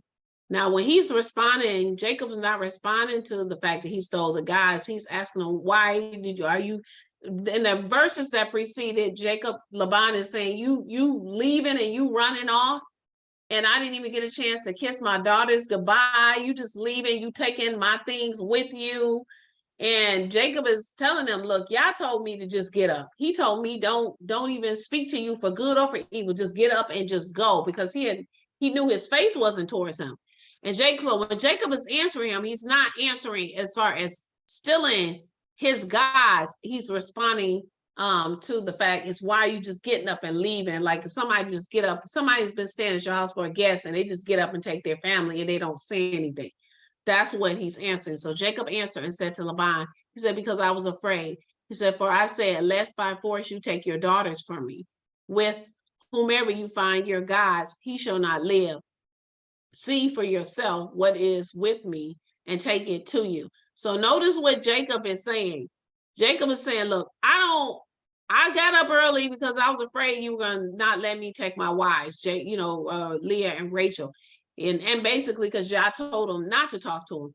But he's saying, look, I didn't take your gods. He said, whoever finds your God, he said, with whoever took your gods, he is saying with his mouth, he shall not live. See for yourself what it is with me and take to you. Now, when Jacob said this, it says that he did not know that Rachel had stolen them. And Laban went into Jacob's tent and into Leah's tent, into the tent of the two slave girls, and he did not find. And he went out of Leah's tent and came into Rachel's tent. So he's looking around. Laban is looking. Jacob is saying, look, you're not going to find it with me. He couldn't find it in Rachel or Leah's tent. And Rachel had taken the household idols and put them in the camel's saddle, and she sat on them. So she's putting them in the camel's saddle. She's on the camel and she's sitting on them. And Laban felt all around the tent, but not find. He couldn't find them. And Rachel said to her father, sir, do not be angry that I cannot stand up before you, for the way of woman is upon me. So Laban searched, but could not find the household item. So when Rachel is saying that the weight of woman is upon me, she's saying that I'm on my period. I'm on my menstrual period. I'm bleeding. I can't stand up. Okay. Because I don't know if they even had, I don't even think they had passed during that time. So she's basically saying, I can't stand up because I'm on my period. I don't want the blood dripping or whatever. So she's saying the way of woman is upon me. So Laban searched and could not find the household idols. But we know that's not the truth. She didn't stand up because she was sitting on the gods, the idols that she stole. And as her soul was departing, so when Leah was giving birth on her way, remember, he said that Jacob said, whoever took these idols, they shall not live. So when she gave birth to Benjamin, her soul was departing, for it says that she was dying. She had a very hard labor, and she called his name Benoni for his father, but his father called him Benjamin. So she was saying Benoni means my son of sorrow, but Jacob quickly changed his name to Benjamin. Okay, he was not getting ready to have, which means the son of my strength. So Rachel died and was buried on the way to Ephrath, that is Bethlehem. So she didn't. So she did die as they were on their way, as Jacob said. Now, I want you to pay attention. That was Genesis 35, verse 19. He said in Genesis 31, verse 32, with whomever you find your gods, he shall not live. So I want you to look over here on Genesis 31, 19. Laban went to shear his sheep. Rachel stole the Tephren idols, which were her father's. What the RUACH brought me attention to was 19. Look here. 19 in the scripture is the number of judgment. Rachel stole the idols in Genesis 31, verse 19, and she died in Genesis 35, verse 19. As according to her husband Jacob's word, with whomever you find your gods, he shall not live. And so we saw we saw that come to pass. And so the RUACH had brought that immediately. COVID-19 just came, because I always wondered, where are they getting the 19 from? It's judgment. And that judgment came, that plague came right at the end of the 400-year punishment and at the beginning of the Hebrew New Year with Pesach, just as it did in Egypt.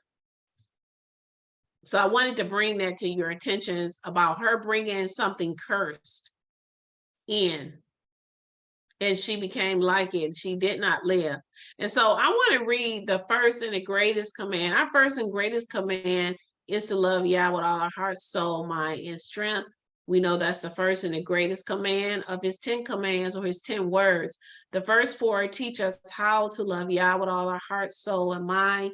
And the remaining 6 teaches us, which is the second greatest command, which is like the first, is to love your brother as yourself. It teaches you how to love your brother. And 6, notice, is the number of man. So when we think about the remaining 6. All right, so we're reading the first and second command. And Yah spoke all these words, saying, I am Yah, your almighty one, who has brought you out from the land of Egypt, from the house of bondage. You shall have no other gods before my face. Okay? You shall not make a graven image for yourself, or any likeness in the heavens above, or in the earth beneath, or in the waters under the earth. You shall not bow to them, you shall not serve them, for I am Yah, your almighty one, a jealous, strong authority, visiting the iniquities of the fathers on the sons, on the third and the fourth generation, to those that hate me. Visiting the iniquities of the fathers of the sons on the third and the fourth generation of those that hate me, but also doing kindness to thousands, to those loving me, and to those keeping my commandments. And so Yah equates hating him with transgressing his word, and loving him with obeying and keeping his commands. Okay, so why did I go over this as far as the idols? Yah says that we're not to have graven images. So we're not supposed to be making images of things that are of the heavens, anything that is below on the earth, making these statues, and anything that's of the water. We know man is always trying to serve the creation over the creator. So now we're going to talk about some cursed things that that you may need to read. I'm about to read cursed items, some things that give a legal right, that welcome unclean spirits in your home, gives them the legal right, which when we talk about legality, that everything in the spiritual realm is about the legal rights. Okay. So what are some things that give demons legal right to attack you, or to attack your family, or to cause chaos, or to bring nightmares if your children are having nightmares, to torment you or your children, where you might have insomnia, might not be able to sleep? We need to know that anything that we have a connection with that belongs to the kingdom of darkness, it not only affects us, but it also affects our bloodline. We already saw that in the case of Achan. Okay, whatever you open yourself up to, you opening up your family. It's not just demons. Don't say, well, I'm just affecting you. No, I got legal right and territory over your children, because you are yoked to your wife. You are one with your wife and with your children. Okay, and so let's go into those lists. So heavenly figurines and biblical figures, if you have these things in there, you need to get rid of them. These things represent, they actually break the first and the second commandment, putting other gods in this space, and also making idols out of these things. So when I'm thinking about these figurines, I'm talking about statues of saints like Mary. They are heavily, the Catholic Church heavily have these statues all over the place. Statues of Mary and Joseph and JC and JC in the manger, and figurines of owls, which have to do with the Masonic organization, having crosses up, Egyptian statues, and having angels, hanging up, having pictures of JC. These things are curse items that if you have in your house, you become just like it. This is the reason why you will have a lot of chaos in your home. You will have a lot of confusion in your home. You may remain stagnant. You may not grow. There's so many things that's happening, but these types of things you want to get out of your house. If you have any of these little figurines, any of those little things that you can kind of shake up. I can't think what you call them, the little things you shake up and like snow, and then it kind of settles, and then it has, get rid of all of these things, these little figurines of people. Get rid of all of those things because they break the first and the second commandment. We want to get rid of witchcraft and idolatrous household items. So let's talk about some of those things.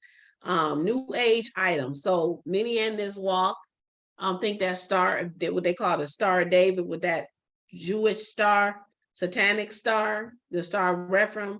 Get rid of that. Stop wearing those things. Get rid of those crystals and any crystals and healing crystals.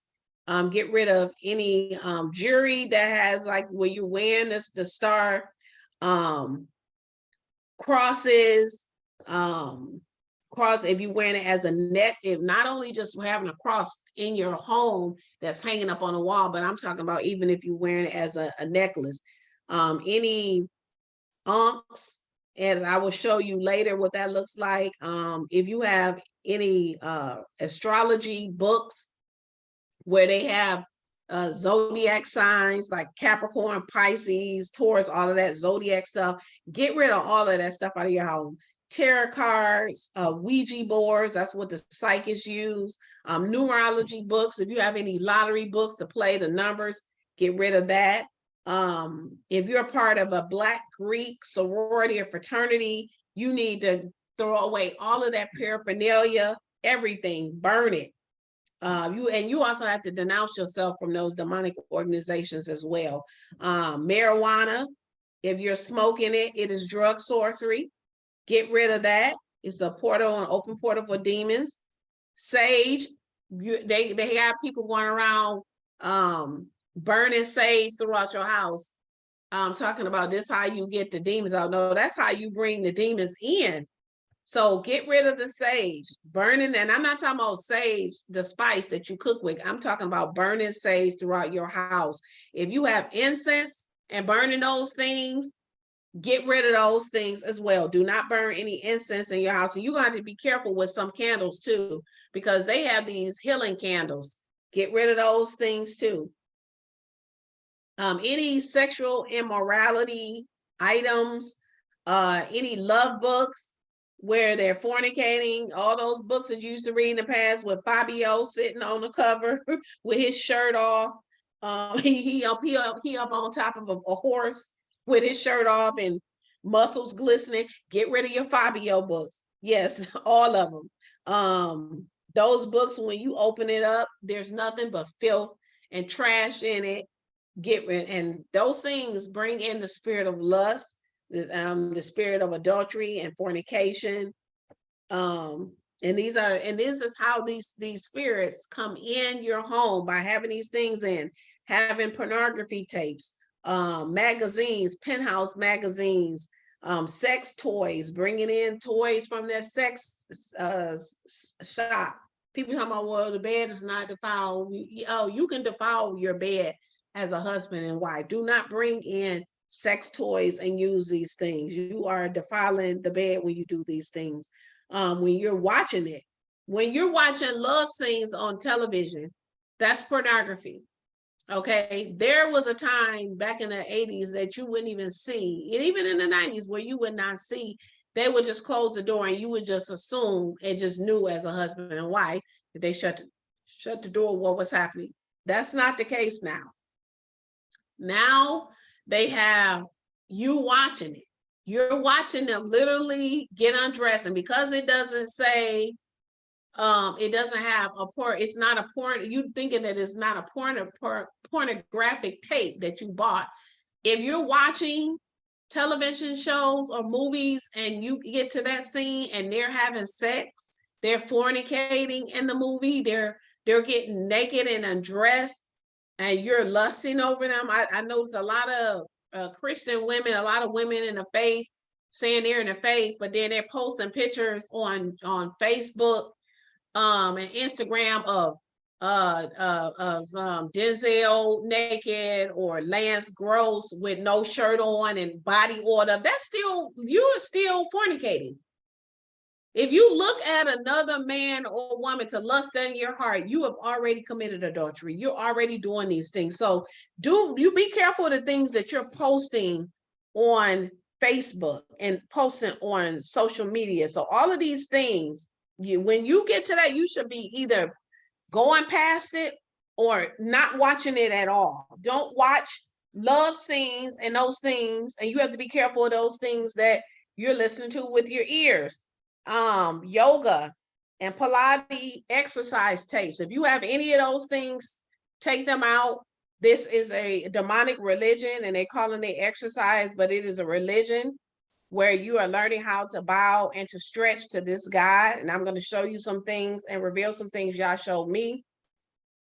Demonic movies. Stop watching horror movies, scary movies. They had the Halloween with the Jason coming out and Freddy Krueger. Stop watching these things. If you have Harry Potter books, The Craft, extreme violent movies like Minecraft, do not let and allow your children to play video games that are violent. These kind of video games where they're shooting and killing people and blood is splattering all, you are allowing an angry spirit to enter into your child.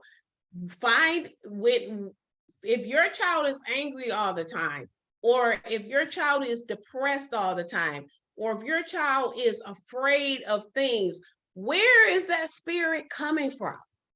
Search your children's room. Search the things you bought them. Maybe you just did not know, because we're all coming into this, and see where did that spirit come in from, because it came in from a place. Be careful of the clothing. New age clothing with the symbols on there. The Nike symbol y'all showed me years, about 3-4 years ago. Do not buy your son no more Nike shoes. That is I forgot the name of that God, but do not even buy him any more of those Nike shoes. People bow down to that God, but you have to be careful of the clothes that you wear and the images that are on them. But be careful of the things that you allow your children to listen to. You have to be careful of these cartoons that are on TV. Do not allow them to watch the Teletubbies and all of those things. They're demons.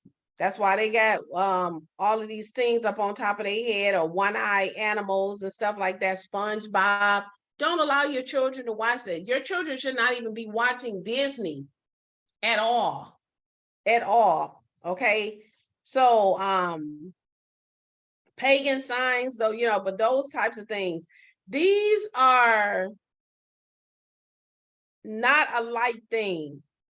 You cannot play on the devil's playground and not get burned. It's very serious, because when you bring these cursed things in your house, you have to realize this is about your livelihood. It's about your children. It's about your marriage. It's about your sleep.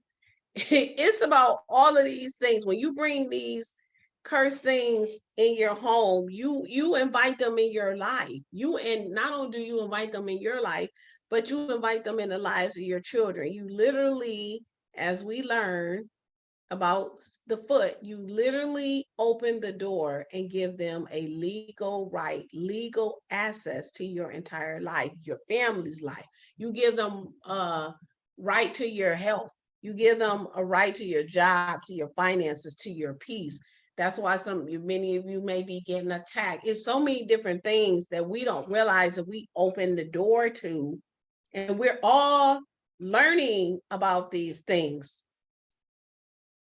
So let's go over some additional things. So let's talk about things representing the dead, and those when you seeking counsel or knowledge from the things from the kingdom of darkness. So when you If you have urns in your house, like many people, when you get cremated and then you got the urn of your dead loved one, you need to get rid of that. Okay, these things may seem sentimental, like the rosary beads and the Santeria beads and the dream catchers and Native Americans. They believe that this is we're gonna talk about these in a moment.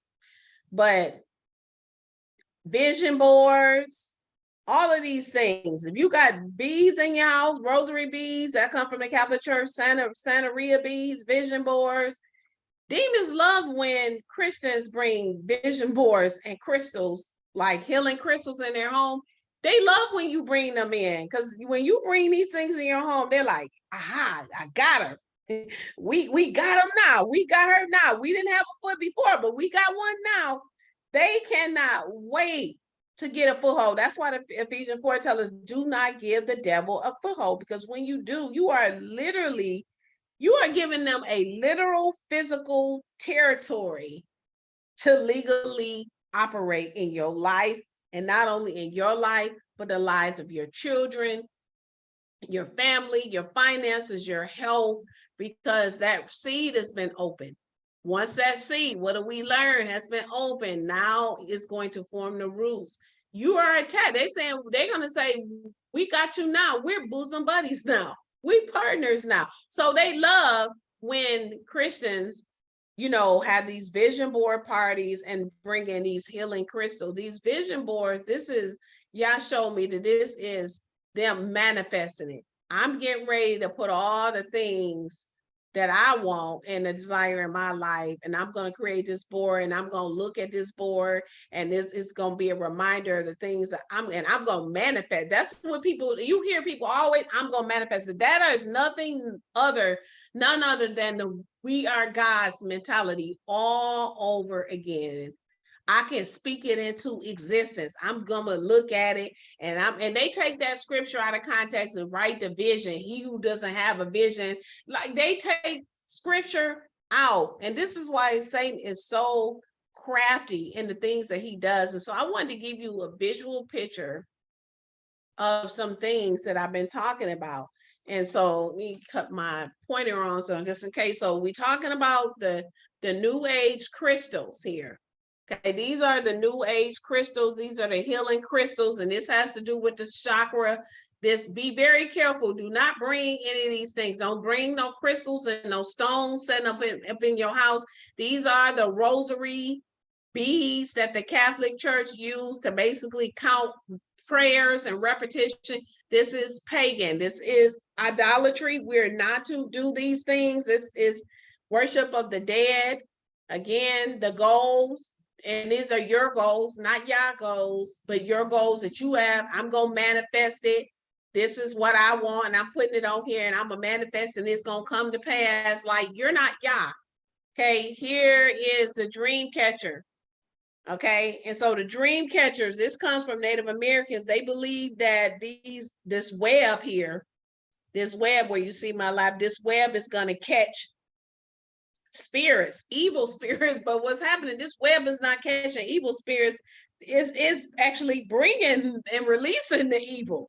That's what they create these things, because they believe that it's going to catch the evil spirits in the web. But what it does is actually release the evil spirits. Now I want you to look at this, and I had an aha moment when I saw this. And the RUACH said, these are earrings. Have you seen these earrings? Folks, I have bought these earrings. Look at these earrings. They call them boho feather earrings. These earrings are none other than dream catcher earrings. Do you see how crafty? Do you see how crafty Satan is? Do you see how crafty he is? I had earrings like this, and I'm like, oh, I got to go look in. I threw away some jewelry yesterday and some stuff. So you just really have to be on guard. He says, lest we be ignorant of Satan's devices. He is so crafty, and he's trying to get us as much as possible. And so when you see here, this is the Ankh here, which is an Egyptian symbol, worshiping the Egyptian gods here. And we're not to to have that as well. And so this is Kyrie Irving. I told you we need to keep him in prayer. This is him in a video. You see here, he says, I'm not the one that made the documentary. You know, they're hounding him. They've been hounding him for all week. So on his finger, if you can look, he has the unk on his hand. So a lot of our, when Prina and I were at the fair, at the state fair, we were there, and these gentlemen had on the, and Prina said he got on the crystal, healing crystal on his neck. Look around his neck, because I hadn't even paid attention. He had that. Many of our people are going off into new age thing, and we're thinking that this is of Yah. And this is because we do not know Yah. We're trying to find Kyrie. When you listen to him, he sounds like a little boy. He's told you in his clip that he's trying to find himself. So we need to just be keeping him in prayer, because this is not it, Kyrie. This is not it, but he has this. This is pagan. This is Egyptian. A lot of our people go off and they go run to Egypt, and next thing you know, now they off into new age, and now they're no longer believing in Yah no more. They no longer believe, and they think that they have been enlightened, but that's not the light of Yah. That's a strobe light. Okay. And so I wanted to go, and now I'm doing this message, and here come, they're out here. I don't even know if you hear, now they out here mowing the lawn right outside. You see how the enemy is? So if I have to speak a little bit louder, that's the reason why. They're out here now. They want to mow the lawn out here. You see how the enemy is? They mowing the lawn while I'm out here now doing this. But anyway, so let's go into some additional things. So meditation music. So if you listening to meditation music, please throw those CDs out, throw them in the trash. Okay, and make sure that nobody's able to get hold to them. If you have any meditation music, listening to meditation music in your home, any meditation books, any healing music, because they have a lot of that, try to act like it's worship music. Get rid of that too. The enemy is very crafty. Any holiday decor, you want to get rid of that. Especially Halloween decor, get rid of all of that. Christmas trees, all those things. If you come into the truth, you want to get rid of all things that you did, that you put up to celebrate Christmas and Thanksgiving, and the trees and the bells, and get rid of everything holiday paraphernalia. Get rid of all of it, especially though Halloween. Toys, get rid of any dolls that you have, figurines. Okay. And I'm going to go into some things, magic, if anything, they have it like magic wands, mermaid dolls, Barbie dolls, all of those things. If anything you got or won from the magic show, do not take your children to any magic shows. Okay, this is idolatry. It's pagan. Do not take them. You're opening up the door. So I took the liberty of just making these things so that you can actually see. Again, magic shows, the mermaid. So now Satan is so crafty. So the original mermaid was Caucasian. Now they have a black woman. This is her, the mermaid. I just didn't want to put the whole picture of her in here. I was just led by the RUACH not to do that, because I don't want any children to have any nightmares from her as a mermaid. So I just kept it from the, just kind of the neck up. But this is the young girl who's playing it. When I looked at her, she does not look human to me. And it's almost like she looks like a clone. But anyway, she's the mermaid. And now everybody that's Caucasian and not black are upset because the mermaid is not white. They want the mermaid to be Caucasian. So they're upset. So our people, of course, because we every time it's some ignorant, we get ready to hop on that train. Oh, now they're mad because our people are happy. Oh, now we have someone that looks like us, and it's like, no,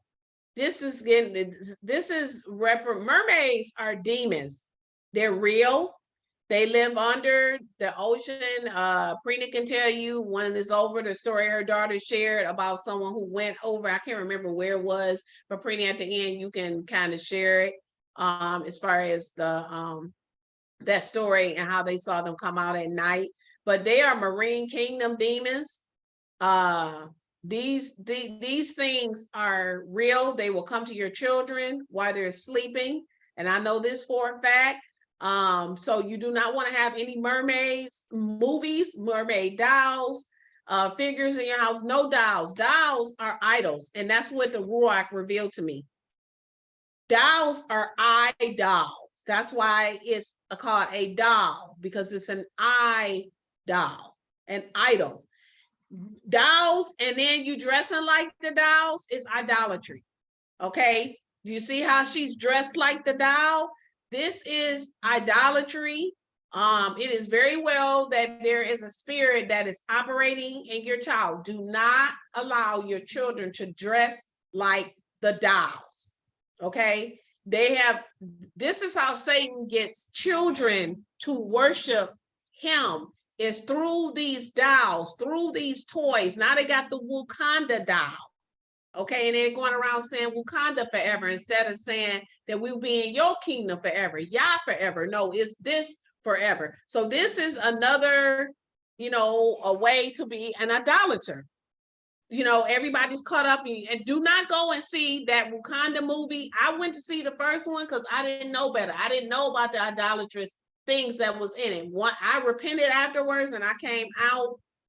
Prina and I came out and renounced and denounced our attendance at the movies, and we actually did teaching, actually exposing all of the idolatry. They're actually praying in that movie to dead ancestors and calling on their dead ancestors for counsel and seeking advice. This is going to a psychic or necromancer. This is forbidden in scripture. He who does this should be burned, should be killed, according to Torah.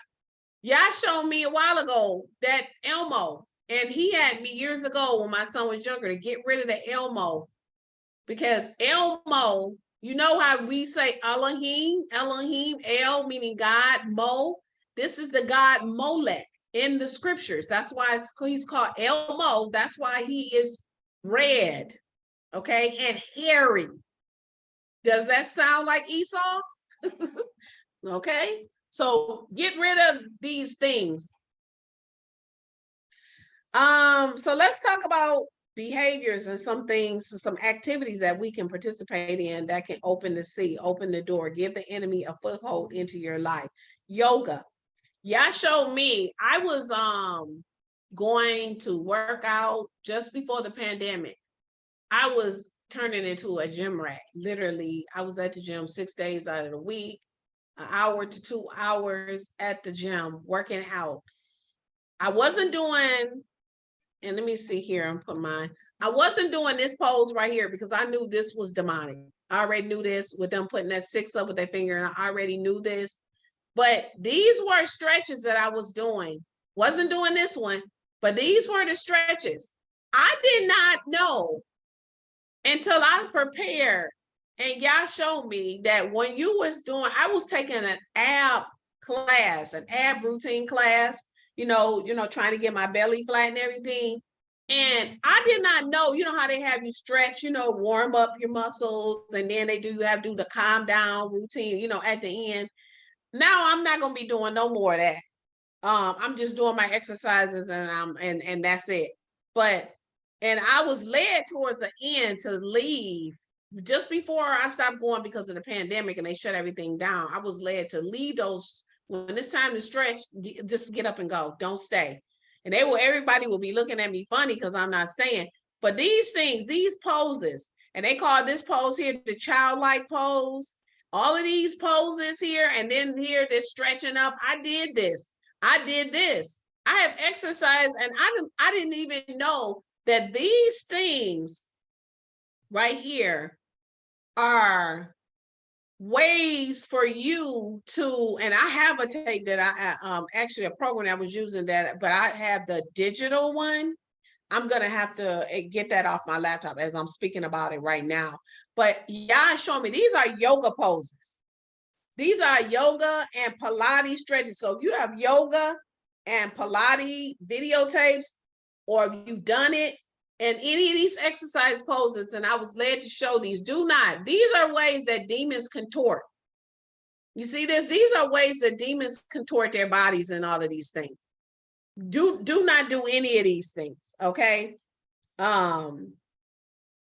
So again, avatars, these Facebook avatars that are on social, well, actually these are Facebook, and they have them on, do not have these. You have to get permission. And we did a video, a teaching on this because y'all wanted me to expose it. You have to get permission from the demons in order to be able to use this, okay? To use you.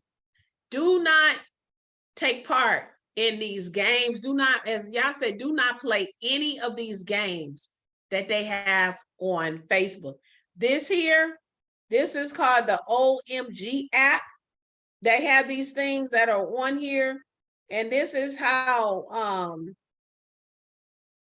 this is how Yah revealed to me, and the RUACH revealed to me, how the enemy is using Facebook to cause people to unknowingly practice idolatry and to seek psychics. So these things here ask question, what's your biblical character? And they reveal these things up.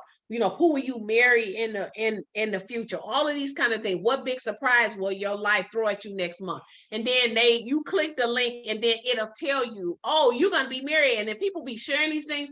Do you know this is psychic? The enemy has tricked you into you. So I never went to a psychic. If you are using these apps, this is what these are. These are psychic apps. Who loves you very much? Click on here, and then it reveals to you and all these things. Do not participate in any of these Facebook apps or these games. I remember when it first started, it had one, what biblical character are you most like? And I was getting ready to click on this, and the RUACH was like, do not click on this. This is idolatry. This is like you being who is behind this? And how does this person know which character you like? How do they know what's your big surprise? That's like when you go and read your horoscopes and it tells you for the month of March, this is what's going to happen. We're not supposed to be reading horoscopes. We're not supposed to be seeking counsel from demons.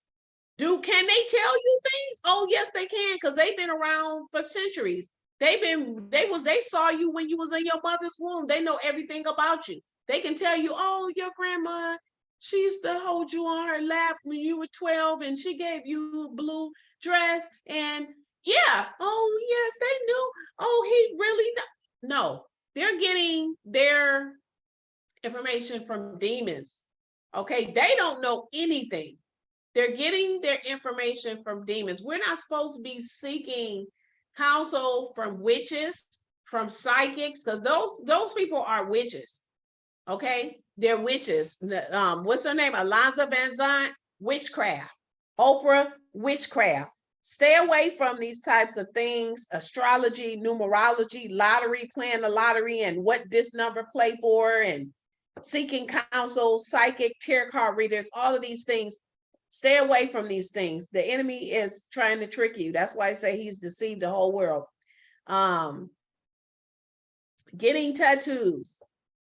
Do not get that tattoos and then getting yourself branded with for all fraternities and sororities are demonic organizations. Every last one of them. First of all, we're not Greeks, we're Hebrews. And all these satanic signs that they're throwing up at the bottom left, when you look at this chart, this is the Masonic Illuminati hand symbol from the fraternities. Okay, the real ones, not the fake ones. Look at all of these things that they're doing. When you see, I've seen celebrities hold their hand like this and they'll stand on TV. When they do this, they have to throw up their signs. So when you see Jay-Z and you see Al Sharpton throwing up this, they're letting you know what they're a part of. These Greek organizations, all of them, the 9, they call them the Divine 9. They're divine, all right, because they practice divination. You cannot serve two gods. These organizations, we did 2 thorough lessons on Black Greek organizations, fraternities and sororities. We broke down the things that are in their books. We talked about and exposed their chants and how they're praying to the God of the Bible and praying to their dead ancestors and giving homage and praising their dead ancestors. How can you be a part of an organization like this and then think that you can serve Yah? You cannot do it at all. And in education, they're just like everywhere. It's kind of hard to get away from them. And I noticed that I pretty much do not, for whatever reason, I can tell if someone's in a sorority and fraternity, because in the workplace, my spirit always doesn't agree. So if you have tattoos, and many of our people think, oh, because I put Martin Luther King on, and I put, what's his name? The other one at the bottom. Oh, this is Black people, or I got my child on there because my child died.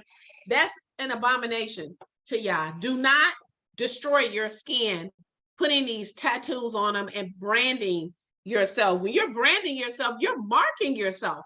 Just like the enemy, the beast is saying, you're going to have to take the mark of the beast. There are going to be many who are going to take the mark of the beast. We belong to Yah. We have no business participating in these things, getting tattoos, praying to the dead. If you are in a fraternity or a sorority, whether you're AKA, a Kappa, Sigma, Zeta Phi, Beta, whatever you are, Sigma, you need to come out of these fraternities and sororities. If you are Mason, Eastern Star, you're going to have to come out. You cannot serve two gods. You need to know the history of these things, the dark hidden things. That's why they do these things in secret. That's why they call them the sorors. When they cross the burning sand, the sorors are sorcery. Okay, these are sorcery organizations. Okay, studying something that I'm studying right now and I'm learning is the thumbs up, these emojis on Facebook and on social media. So many of you may know I've stopped liking things with the thumbs up and the heart, because the RUACH is showing me that the thumbs up means death to you. So I haven't been liking, and I haven't been doing also the heart thing. So what I would do now, if it's something that I like, I can just comment, I like this or I love this, but I'm definitely not using that heart and that thumbs up emoji. I'm doing more research on it, so it's more to come. Even educational practices that we have in the classroom, they call it Calm Classroom. I went through that training and I didn't even know that y'all showed me that this is, they're doing the same thing on meditation, having you ring that bell and listening to this music and having you hum, and they're doing this into the schools. They're bringing witchcraft spirits into school. Find out what your kids are doing. Find out what they do. Are they playing meditation music to your kids? They think that they have the right to bring in all their things, but we can't read the Bible in the school, but you can bring in meditation. You can bring in all kinds of sex materials in and teach it to our children and call it curriculum. In the Dearborn Public School District here, and I didn't put it on here, I may do it for the next video. Parents are in outrage because they got books in the library that's showing children how to fight against a Christian and how to have same boy on boy and girl on girl sex, and showing them visual pictures of how to do it. And this was approved to be in their library. Satan, that's the reason why I have my son out. It's so much that's going on. We really have to protect our children, and I cannot say this enough.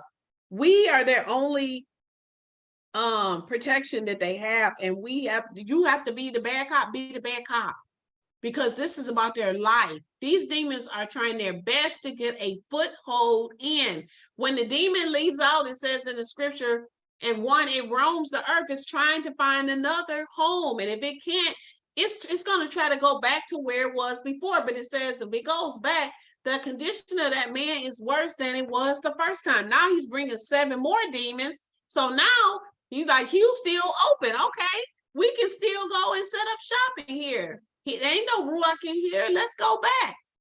You know, and now I'm bringing all 7 of us, and we can come back and we can set up our shop and we can have our roots will grow down. So now we gonna be strong and deep up in here.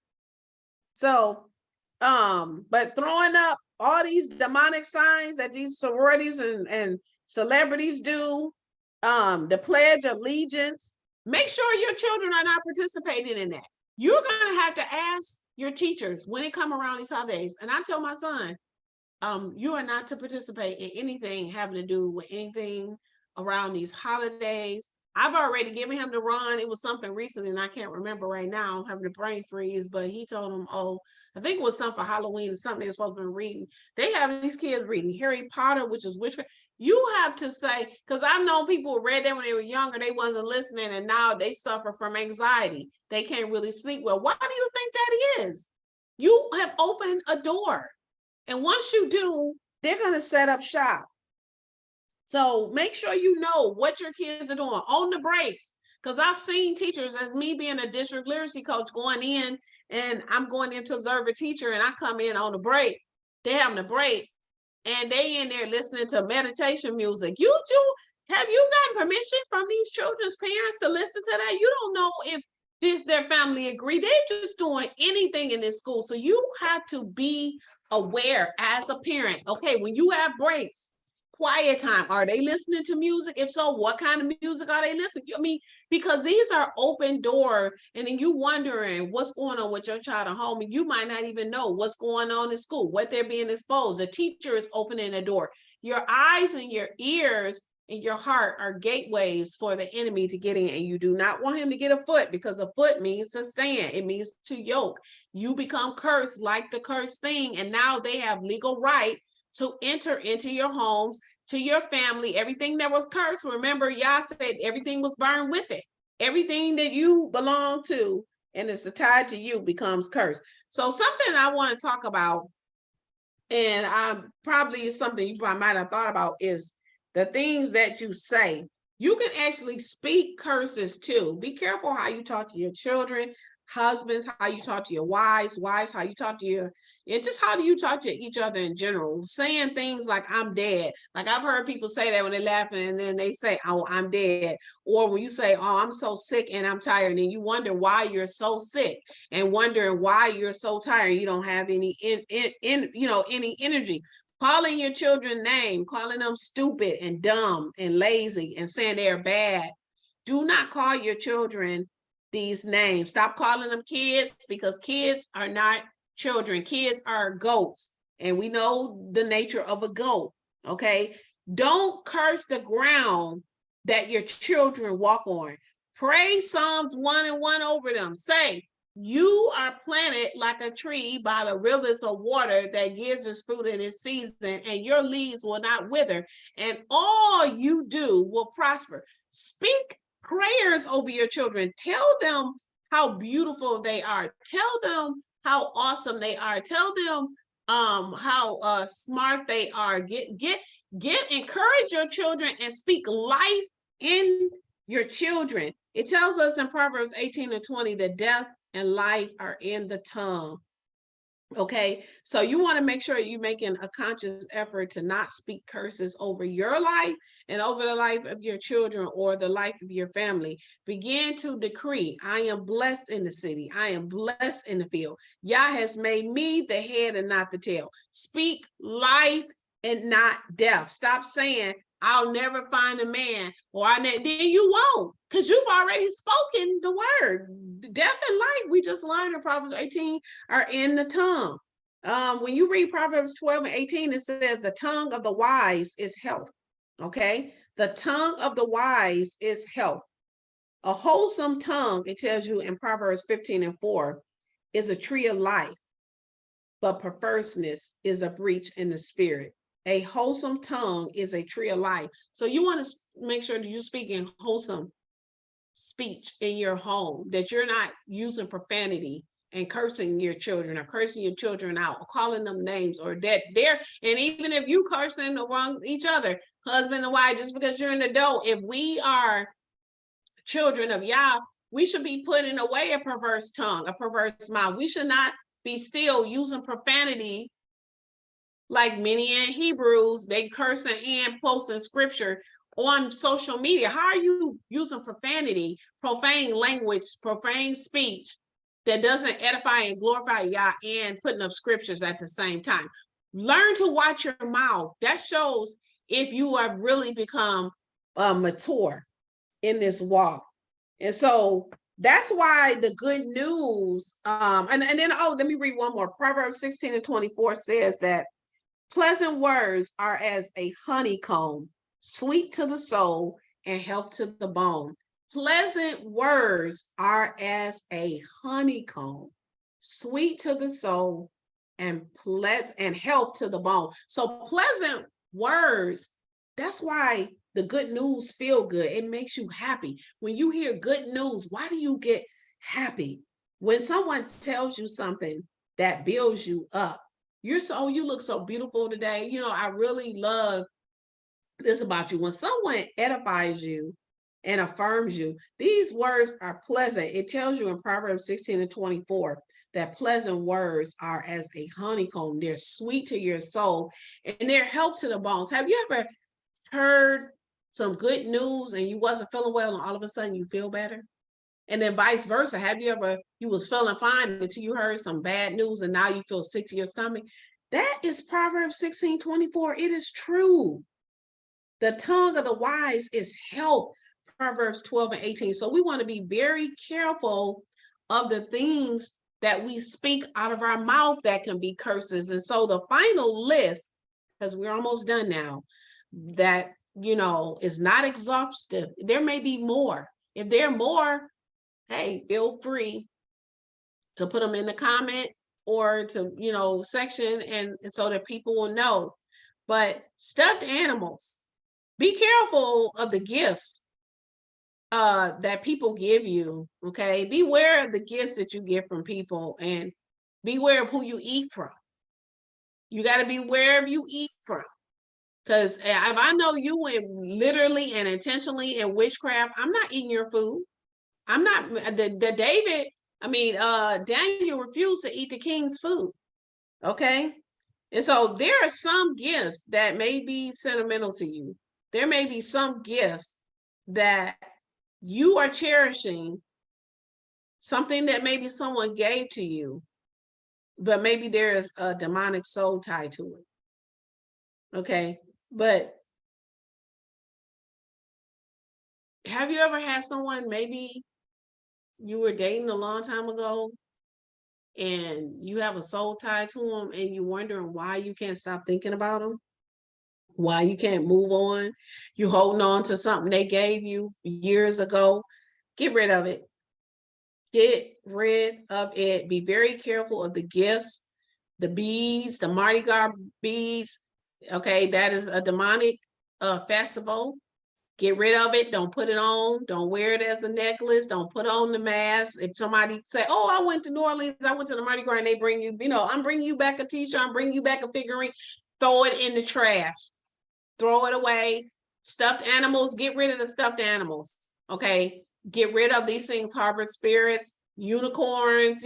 Sometimes you want to decorate your child's room with stuffed animals and all this stuff. Get rid of that stuff. The owls, you definitely don't, because that's like a Masonic character. So any reminders of things, gifts, practices, anything that remind you of who you used to be in the flesh when Satan had his grip on you, when he had a foothold in your life, anything that brings you back to the place where he had a stronghold over you, get rid of it. Stop doing it. Anything, any practice that brings you back to who you were in the flesh, Yah is saying, get rid of it, because they are a foothold in your life. Again, the 40-day expand challenge began on Tuesday, November the 1st, and it ends on the 10th of December. You can join us now If you join us today, you have to read Psalms 119 verses 1 through 35.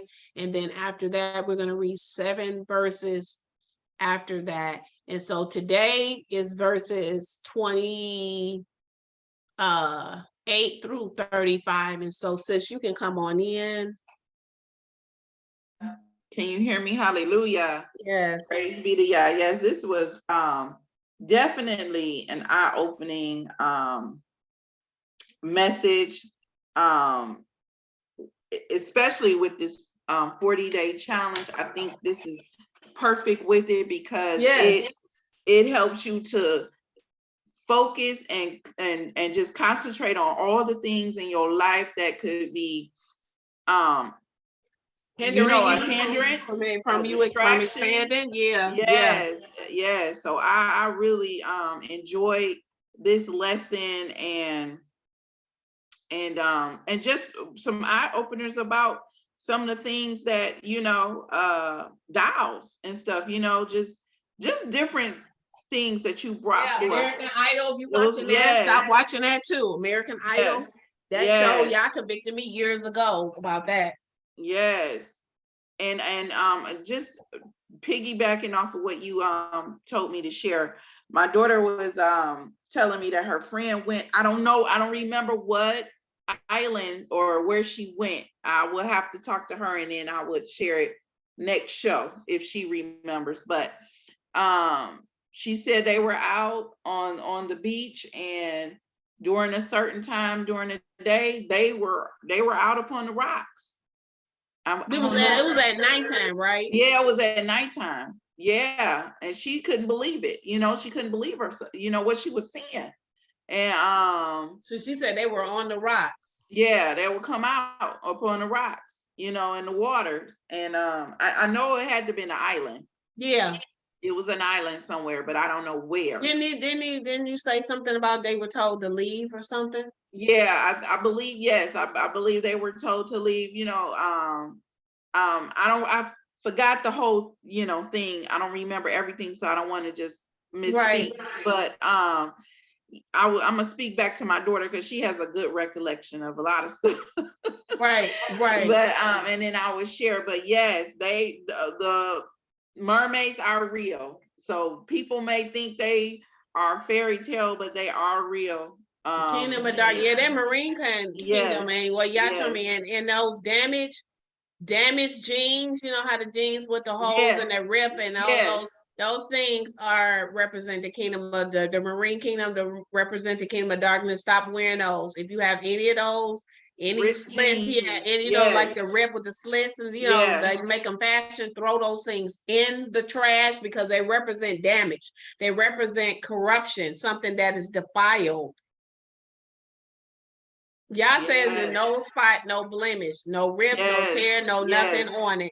So those things do not represent him. Hallelujah. And I'm saying this the same. I know it's going to be to each his own because everyone is at different walks. And so when we present these lessons, we're not doing these things to condemn anyone. We're doing this to warn, and we're doing this so that if it's to expose. So it's a lot of times there are things that you did not know. And then Yah, through one of his servants, reveals it, and they show you, and then it's for you to do the research. But a lot of times we don't want to give up the things, that we hold dear to our hearts. And then you have to understand how deep is that root to that seed that was opened in there. Because the deeper the root, the harder it's going to be to let it go. So you have to see how rooted are you in Yah. Because if you rooted in Yah and something is brought to your attention, you're going to be like, okay, because I had to I'm waiting till my 40 day, but I threw some things away that Yah showed me, but it was during this Daniel's fast that I was able to actually hear it. Okay. And so, so we're doing these things not to judge people, but to help the body to come into, because it's time for the training wheels to come off. Absolutely. And everyone is in every area of walk of their life. So where you are in your walk, how you live your life shows where you are in your walk with Yah. And we all are in different walks. Okay. And so just because somebody, like I was wearing makeup before last year, but I loved y'all and I served y'all and I knew this word, but I did not know that makeup represented the kingdom of darkness until y'all showed me. And so we don't want to condemn and browbeat and make someone feel like, oh, because they got on makeup or because they don't got, or they got on pants or they don't have a hair wrap, that then they're not holy and I am. What you wear on the outward does not make you holy. But how we live our life and what we wear and how we carry ourselves does show where we are in our walk and our understanding of Absolutely. him. It does. Yes, absolutely. But that's where God's mercy, his grace comes in, because he knows that we each are growing and learning. And with the truth that I had, I was serving him. And so when people come, oh, you got on makeup in this video, if you seen our other ones before, then you may see that, because that's not the understanding that I had. But oh, my love for y'all is definitely real. And so we want to make sure that if you definitely want to share something with someone, make sure that you share in love. Our people absolutely. We don't know how. Nobody absolutely bullhorn and telling them they're going to hell. Share the truth and then pray for them, and that y'all will open their eyes to it and be a light unto that person. But too often we spend too much time pointing the finger, and we got our own salvation to work out. Absolutely. We got a log in our eyes. Right. But you know what? When you know better, you do better. Yes. And that's what you and that at each level of your walk. When you know better, you do better. And when you know what is right and you fail to do it, it is sin to you. When it's been revealed to you, and that's what we have to go by. And going over Acon's story as well as Rachel was a good example of the curse thing that has cost them their life. You know what I'm saying? And you don't want to be cursed and you wondering why you ain't hearing from Yah. You know, and he so, didn't know that Rachel said it. That was a word. So that's what we need to be careful for the words that you say, because he did not know that it was his wife that actually took it. So be careful of the things that you speak, period. Absolutely. Because you speak things and then you speak those things. And so just your response, as we talked about earlier, your response to what Yah reveals to you in this 40-day is what's going to make or break, you know, whether you are expanding and growing. Make room for him. We have no excuse. You stand up watching TV and on social media, you have time. I don't want to hear, I don't have time. Yah doesn't want to hear. He says make room for him. Expand. Absolutely. That's the message. And that's the thing for this year. And so may Yah bless and keep thee. May he make his face shine upon thee and be gracious unto thee. May he lift up his countenance upon thee and give thee peace, and enjoy the rest of your Shabbat. Shalom.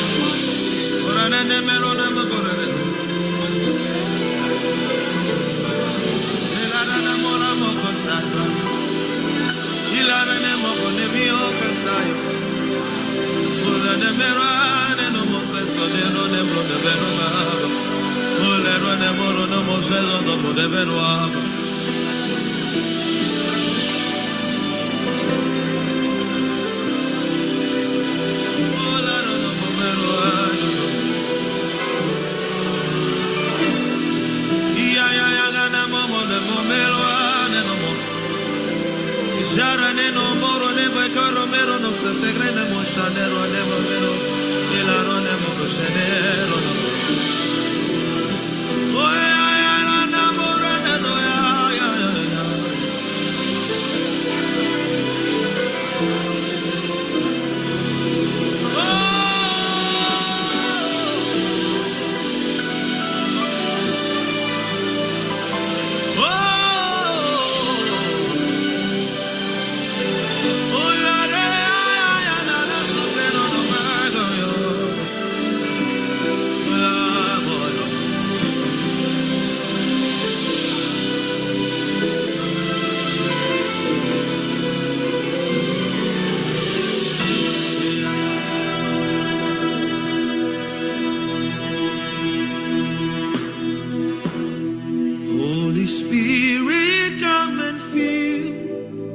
place.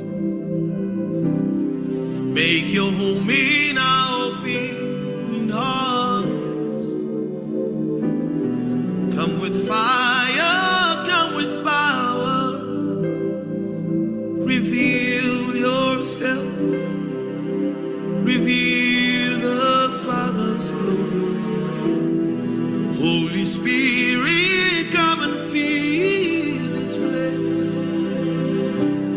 Make your presence known in every heart. Come with healing, come with wisdom, and speak for us in mysteries unto us.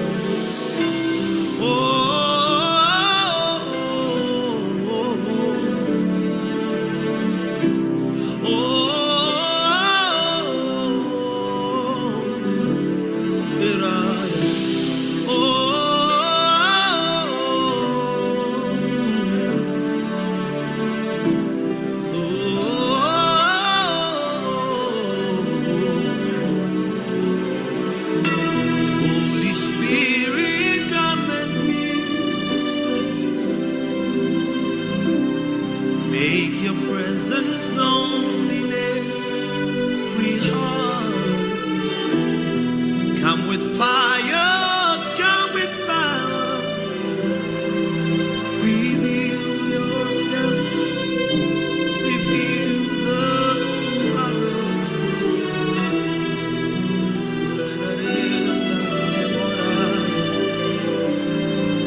negotiano moverate ko iramero ne moko seno mo de verwaga yako ya moreno mo ilero ne moko sanero ne moko raya ya no ela ya ne mosaya nero ne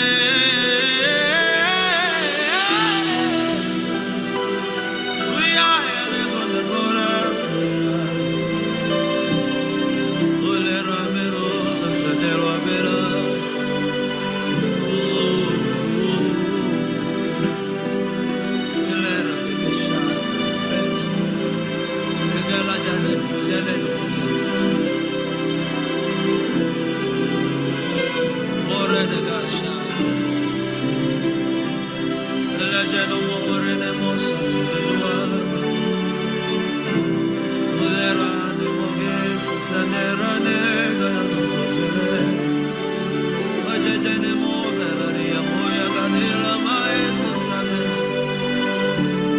No